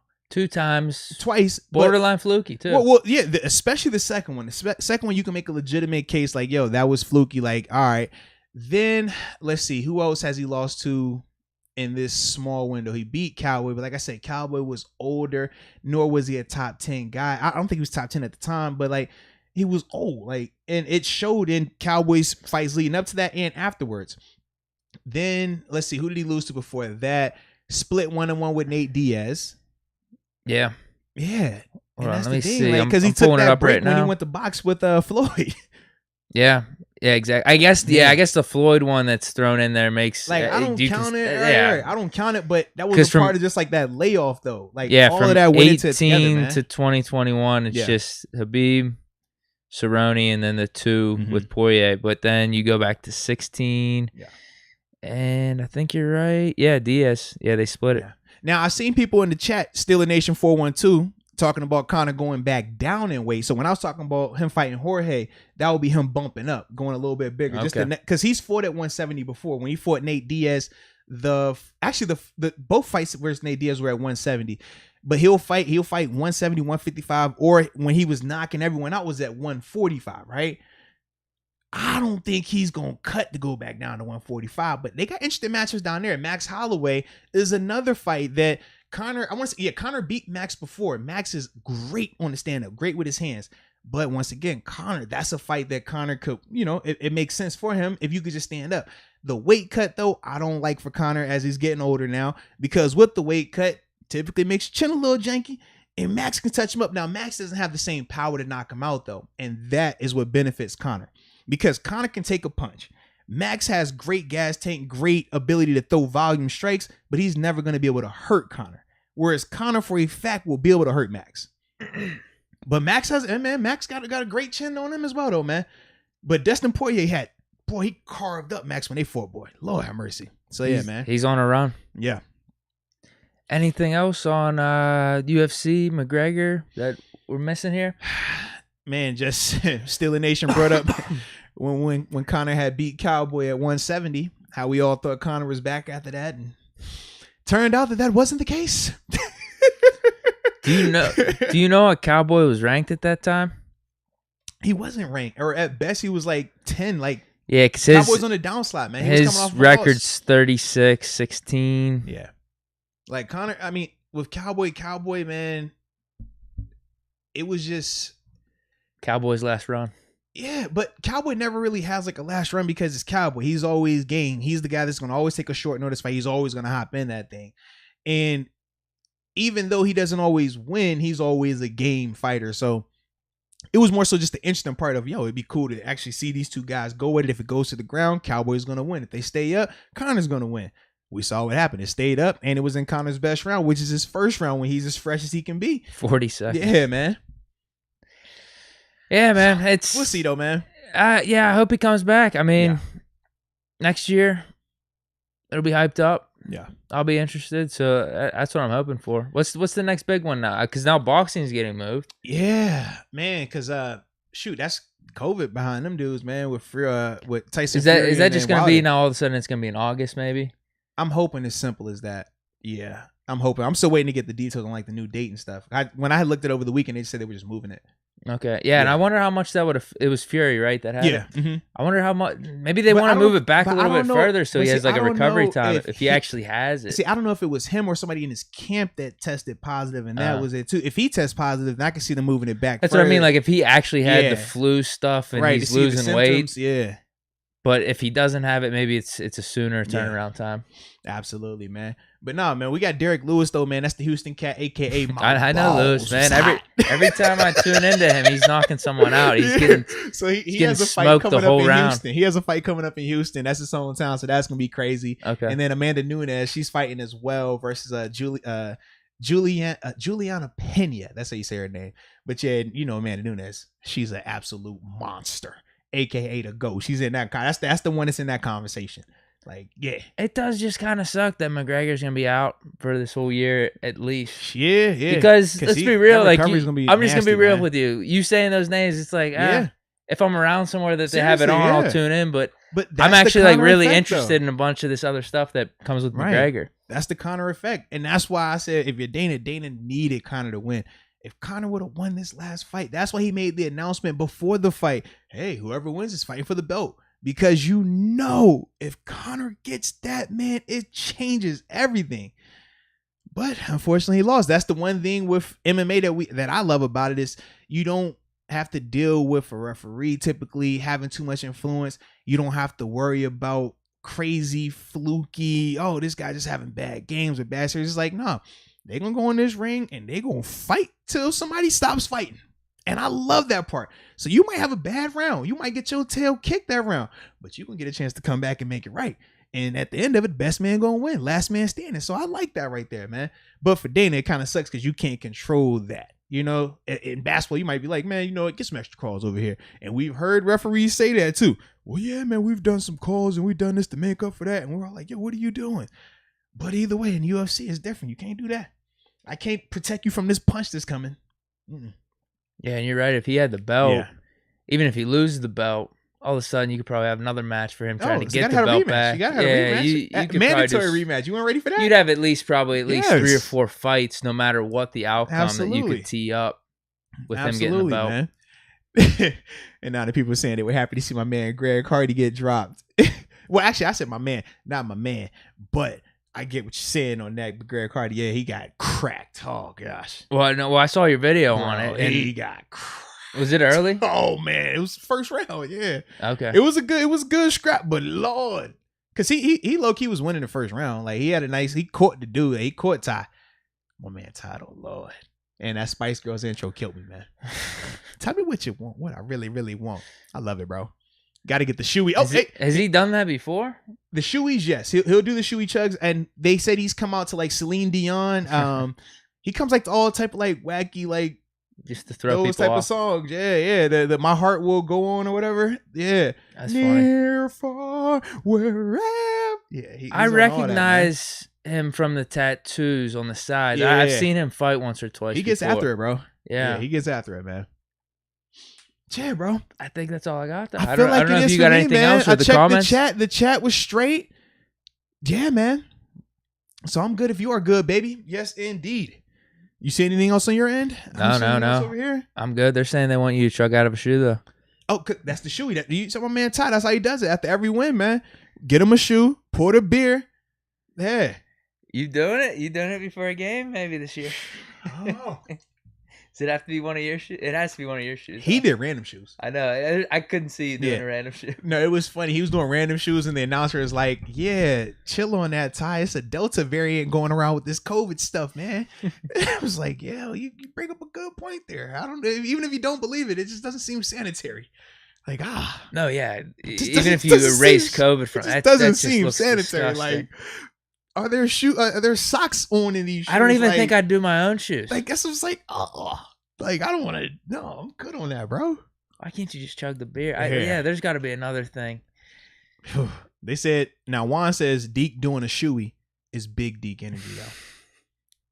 I couldn't do a random person shoe. No way to be random. No way random. I have to bring my own. They said grab the shoe from in the back and just do a shoey real quick, man. Just grab them Jordans right there, man. Just get. Oh God. That would. I don't even think the beer would stay in the Crocs. I don't even want to know how it's got the holes. Or you just keep it flat. Yeah. Lick it like a cat. I would probably buy a new pair of shoes for the shoe, but then that doesn't count. Yeah. That really doesn't count. Yeah, bro. Because part of it is the disgusting nature of it. Yeah, it's filthy. I'm cool on that, bro. But anywho, man, this was fun, bro. This was fun, man. Oh, absolutely. So, with that being said, bro, I guess that's it for the day, man. Shout out to everybody that was tuning in with us, though, and rocking with us throughout this journey. Hope y'all enjoyed the show as much as we did, baby. So, y'all stay here or y'all can go to Mars. But either way, we about to leave. Catch you next time. And as always, peace.